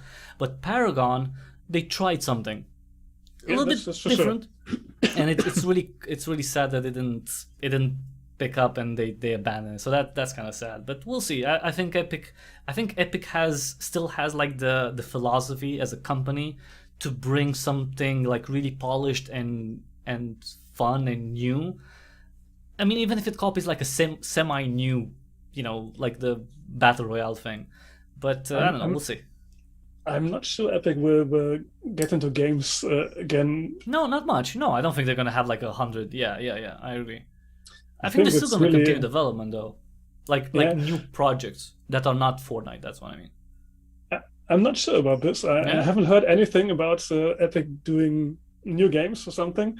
They're going so much in the film industry and in the automobile industry, and I think the way they work is really changing. For me, it looks like they're going away from gaming markets, going into other industries. They're definitely expanding, because if you think about, we're speaking as okay, we're old people, so if anyone's younger, then just sit back. This is going to be history lesson. So the Unreal Engine has been used by third parties for a very long time. So this is not something new for Epic specifically, because they've always offered the middleware. Yeah. With Unreal Engine 4, it just took off like insane. It's no comparison, right, compared to 3 and the previous versions. And I think it's a great thing that they're opening up new revenue Yeah, streams. there was. But given the fact, I really think that there's still like a core set of people there who want to make games, and I'm not saying that they're not gonna have like 3 projects working at the same time. I don't think that's gonna. I agree with you. I don't think that's gonna be the case. I think the engine part is gonna grow, right? As that's in terms of the revenue, in terms of the manpower. I still think they're gonna have a constant presence in gaming though. Even if Fortnite's not gonna be the one, like in 5 years, for example, I think Epic Games is still gonna have one game that they run and they like invest into in 5 years. I don't know. We'll have to see. I still think they still have that. I hope so. I really gaming, hope so. Like drive. Not so much because of the thing. Much more than Valve. I mean, I was reading the other day that they have 2 more games that they want to do like after Half-Life Alyx, and like, okay, is it Half-Life 3? Like what do you think? Like, they know what everyone wants, and they probably know that they can't deliver. I mean, but they did an amazing job with the VR game of Half-Life. I'm not, you know what? I haven't played. I've only heard good things about it. I'm not knocking it. I'm just saying that if you ask anyone who knows of Valve, what do you want them to develop in terms of game project? It's gonna be one thing: Half-Life. Like, not the VR, first person shooter Half-Life. But they can't do it. I don't think they're gonna. It will always be. It has to be a fail. Like, I agree. Yeah, they can never deliver, satisfy. No. Yeah, never. No. I don't think. And you know what? In that regard, I think it's a more decent philosophy not to do it, or not to, or not even to talk about it anymore. Because it seems like they're not doing much in terms of announcements or teasing or anything like that. It's good. Just don't tell people anything about Half-Life 3 or anything like that. Just focus on the few things that they've done. I don't think it will ever come. I think they will not do it.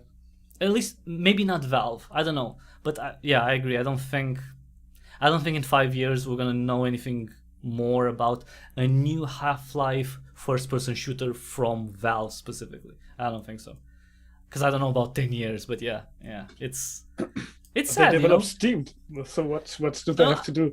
Sure, I mean Steam? That's their moneymaker. Sure, I don't know if they're gonna focus. And there's nothing bad, like you can't hate on Steam because no. Not saying it like in general, like hating on Steam, not you specifically, because there's some people who like, oh, they're doing this because they want money. Yeah, obviously every company wants money.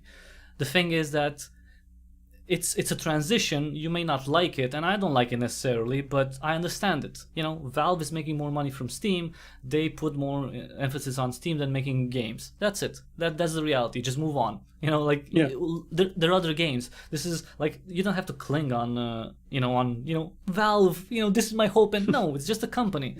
They're not your father, your mother, or anything like that. Don't look up to them like they're your heroes and they have to deliver something to you. They don't have an obligation to you specifically. Steam, though, they deliver that, and it's a pretty good platform for the most part, And I think it unlocked a lot of possibilities for a lot of single developers and indie teams, and I think that's a great thing. They could lower the fee. Oh yes, a bit. Please. They could, please.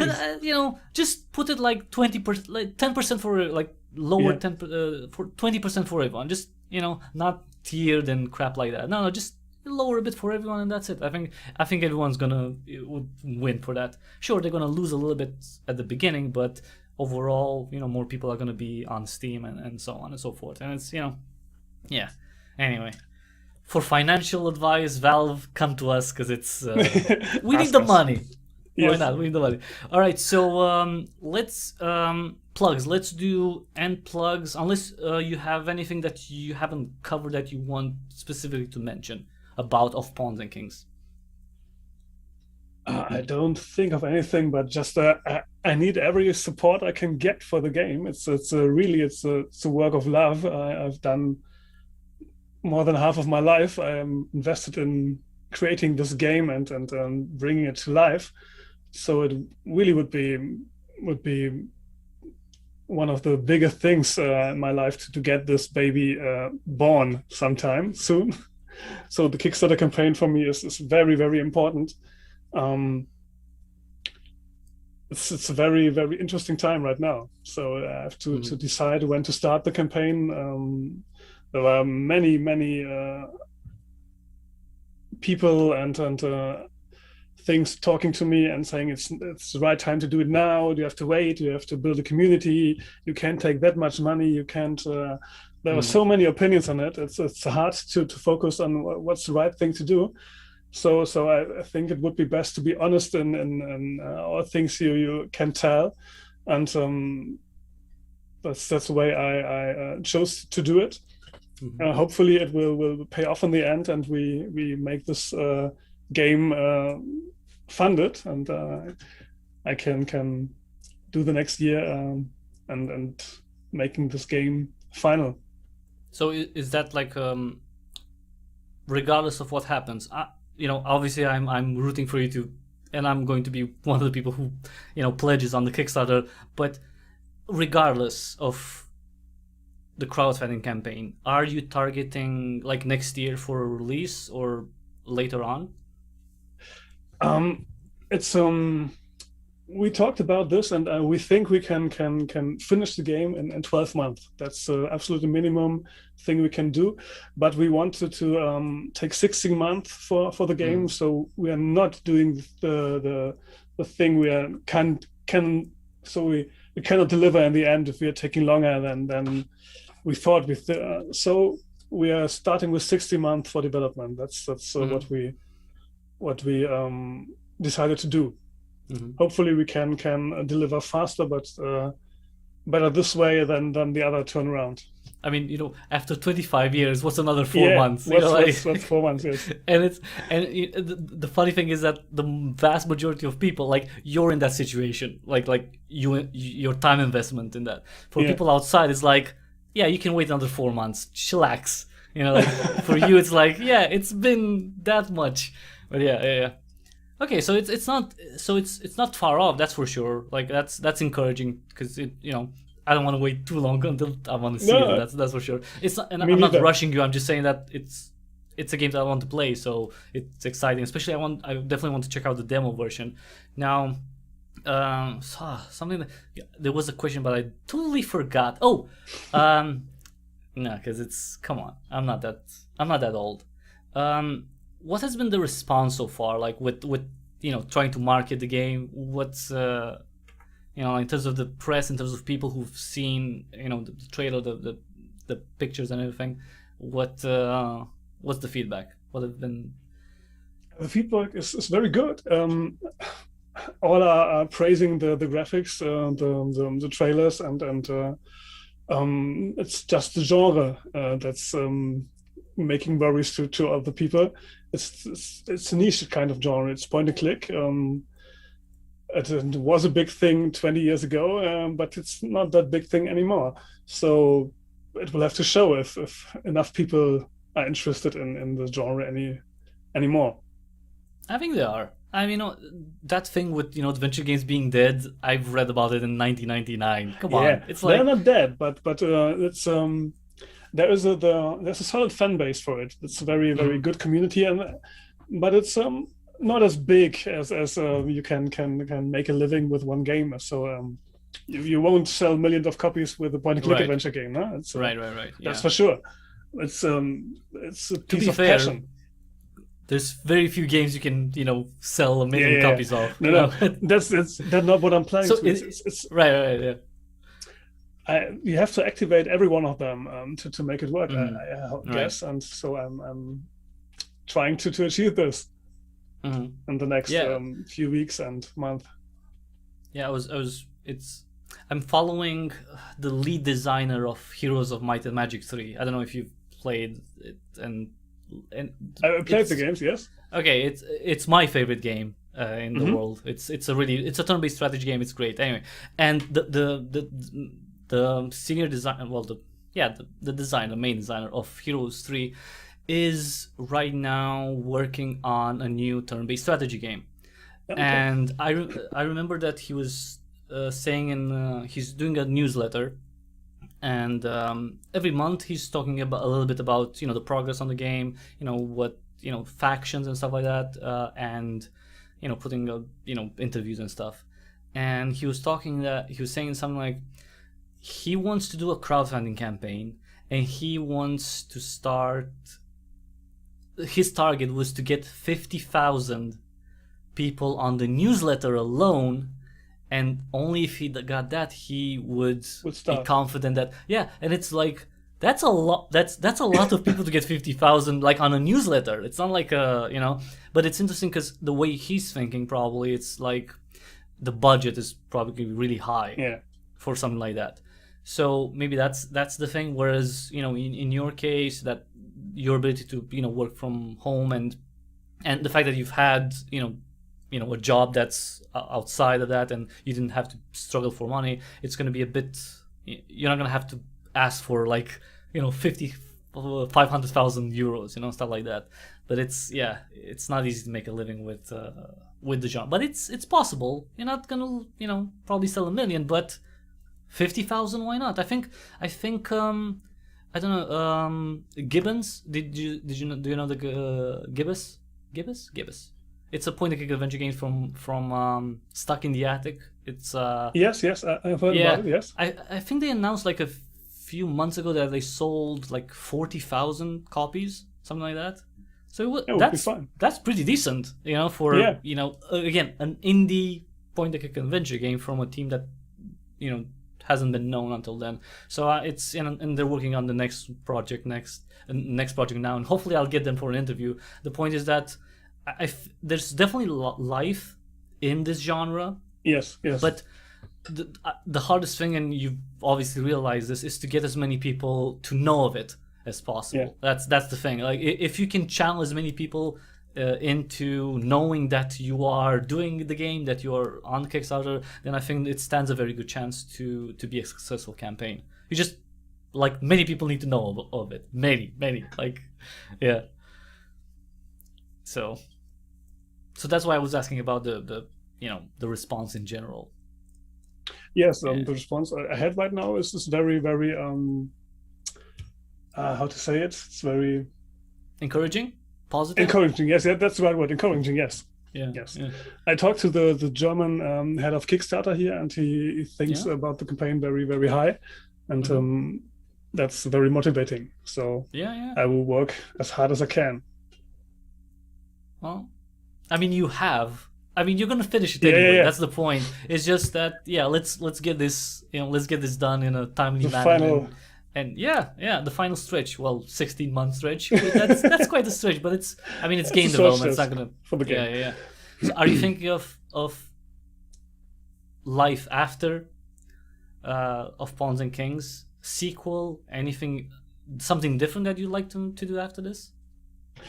There are two things I'm thinking of. Yes, it's a sequel. Maybe it would be possible. I would love to do a sequel. The story is giving it. You can expand on it. What I really would love to do would be a remake of Paradroid. Paradroid? The name sounds familiar, but it's a Commodore C64 C64 game. Oh, okay. The very first von Heusen. It's you are having robots, top-down view. Is that you wouldn't get the IP, like something off like that? That's what you mean? Like you wouldn't, because you don't have the IP. Like you don't have the rights. I don't have the IP. I don't know. That's what. Okay. IP, okay, but in that genre, that's what I mean. Like that type of gameplay. Okay. I played this so many hours as a kid, and the mechanic behind the game was very simple but very, very, very good. And to do something like this with the modern engine of Unreal 4, but that's just crazy thinking. If this game will work, I'm working 25 years right now in this game. I would love to stay in the universe and expand it. It's we have you just said 64 squares. Yeah. 64 different worlds is like, we have some place to expand this universe in. You're like, and the world may change over time, so it's right. There are and there are really some interesting things we can do with the second game. Naturally, I was thinking about this from time to time, and I love the genre. I love this game. It's such a big part of my life. So why would I abandon it if it's working? Yeah, obviously. I mean, it's probably going to be like, well, it is going to be a very satisfying thing to seeing it released, and after that you can take a moment. It's like, okay, what's the next step? You know, you want to continue in this, and and obviously it depends on the response too. But I think it's going to be a good response. I don't think it's just the level of response. That's the only thing that I would be like concerned about. It's not like it. People are gonna like it most likely. How many people? That's the thing. It's like as many people as possible. That's how many people? That's the only thing. Is the numbers. It's a numbers game as always. All right. So where can people find you? Where can people know about the game, the campaign, everything? There's a homepage, www.pawnsandkings.de, and there you can find everything about the game, link to Kickstarter, to the newsletter, and we have a YouTube channel, and there's really the most interesting thing is the Kickstarter introduction trailer. It's it really shows everything to the game and the love and passion in it, and that's what you should watch if you are interested in the game, and then you could come back to the Kickstarter page, and hopefully you can register for it, and hopefully we'll start it very soon and see if we're gonna do it or not. Okay, so you couldn't get off pawnsandkings.com? That was taken? Like, what's the... Was that taken? No, I didn't at the time, 25, okay, sure, 2007. But would it be available? Do you think it's available now? So I haven't looked for it. I have to do. Okay. I'm just saying, if it, perspective, right? Thinking like it's going to be big, then you want to get that, domain. Yes, I really should. But the whole page is in English, so you can read it in English completely. The Kickstarter campaign will be in English. But I really should have looked if I can get of pawnsandkings.com. You're right. Maybe it's like something, I don't know. I mean, it's a very distinct name, but who knows? Maybe there is something of that name, and they got. Maybe. I don't know. Yeah, we'll have to see. But the page is all in English. So if what are you checking GoDaddy now? Like, let's see. You're checking GoDaddy if the domain is available. And just typed it in the Thunderbird, and the site is not found. So maybe. Okay, so it's probably maybe it's not registered to anyone. Okay, no one take it. Where can I check it? GoDaddy? I don't know. Yeah, probably GoDaddy because they're a registrant company. Yeah, because they sell. Okay. They don't sell. They technically lend, right? You register domains at them. Is it available? I have to unblock it. Jesus, we're doing it live. That's fine. I think I got my domain from, who was it? Like Namecheap, I think, but it doesn't matter. It's just they're all. I can have it. Yeah. Okay. So please, nobody out there take this domain right now. It's I have to take it right now. Yeah. So so for everyone watching this, in the description there are links to the website, to the Kickstarter page. That's very important because that's one great way for Ingo to gauge, not only people interested but also people who know of the campaign. So definitely go there and just you have to click on a button and that's it. I think there are like 200 and something people already. I'm among them, so just go on there because it's very, very important. This is the type of info which is very helpful. It could mean a start that's too early for a campaign, or just the right time. So please sign up there. It doesn't cost you anything, so just go there. And you can follow also Twitter, right? You have Twitter, there's Instagram, Twitter, there's Facebook, all in description. So check all of that. And there's a newsletter on my end. Sorry, yeah, there's a newsletter. That's on now. Right. So that's on the main site. Of pawnsandkings.de. That's where you sign up for the newsletter. Yeah. And on my end, because I have to plug stuff too, right? Because it's sure. Just follow me at Cryptic Hybrid on Twitter, Cryptic Hybrid on YouTube. Of course, Ingo is subscribed there already. Surely. Exactly. Yeah, that's let the right me click answer. No, don't do it now. it. Anyway, I'm on YouTube, on BitChute, on Odyssey. I'm gonna put this interview on BitChute and Odyssey later on, but it's gonna remain on YouTube, of course. If you want to support me, you can do that. I have a locals page where you can sign up. It's kind of like a Patreon, except it's better than Patreon because Patreon is not very creator friendly, let's say. So you can sign up there. It's $4 a month, and you can support me and the channels. So you can get lots of perks. You can see pictures of my dog. You can know when I go live, when I do interviews, and for future interviews you'll be able to submit questions beforehand. So that's gonna be really cool. So just support me there, because you know what, unless Ingo does something with the characters, I don't know if Kotaku and Verge or Eurogamer are gonna knock on his door, although the game should definitely be mentioned on all those sites because it's a really cool game. So if you want to support indie creators and people who show their creations, then cryptichybrid.locals.com. So that's my plug, because you know what, I gotta make some money too. That's I was actually looking. So I have a PayPal link too, right? So people can donate through PayPal. I still have like €5 left that I haven't done anything to, but like aside from those €5, well, $4.98, everything else that I've gotten, I put into games. Like I bought some games on Steam, because it's like, what would I do with, because it wasn't like a lot of money or anything like that, but it's like, so what am I gonna do with these donations? Well, I'm gonna give back, right? So I'm gonna donate with stuff like that. So it's like pretty much all of my money, it's like went into Kickstarters and other types of games that I will release and everything like that. So that's one of the reasons why you support me, you support indie games too. And another thing, unrelated to all this, but something that's near and dear to my heart. It launched last week. I don't know if you know it, if you tried it. Inspector Waffles launched last week. It's a point-and-click adventure game from Goloso Games. I haven't played it yet because I had other stuff in my life, but I'm going to do live streams of it.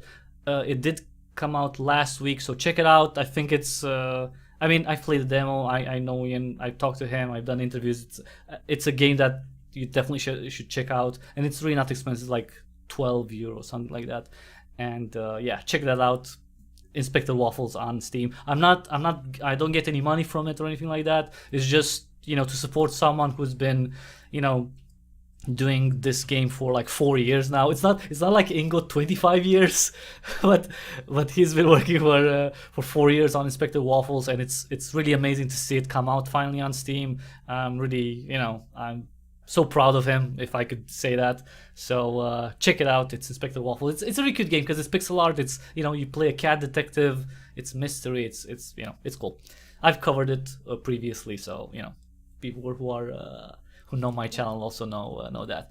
But yeah, so that was it. Unless we can talk for another 3 hours, but it's super late already. I don't know. It's like 10:30 here. Oh Jesus! I need to go to sleep. Well, I just did a look at the time. Time flies. Time flies by.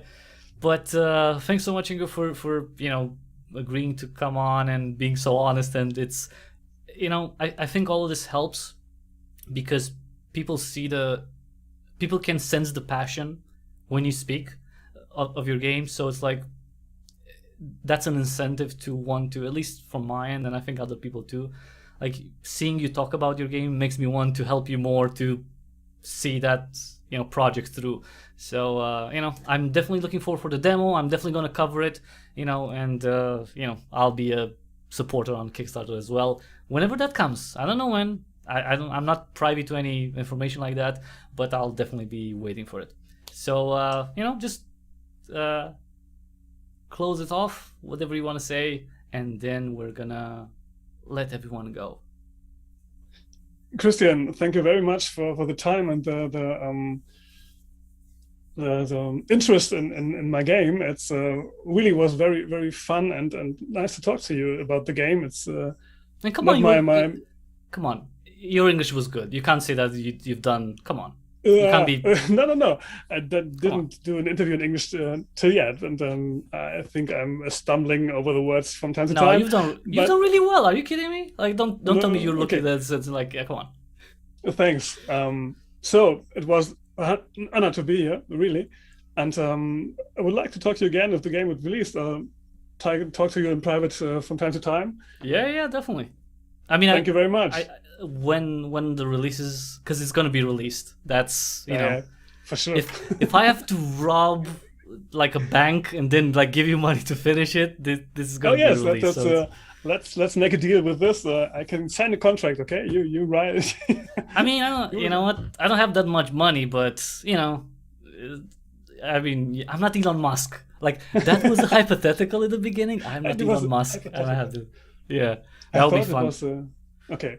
It will be. Let's invite Elon Musk to the next interview here, so we can ask him. Oh, that would be awesome. How cool would that be? Like, seriously, like, just sit with Elon Musk and talk about indie games, like, or of Pawns and Kings specifically, but indie games in general, or movies or anything like that. That would be awesome. You know what? Maybe we can play the games on the Tesla. Oh, well, definitely. Oh, come on, that must be a thing. I mean, if he comes on to talk about, to be with us and talk about Of Pawns and Kings, he definitely want the game on a Tesla to be playable. That's for sure.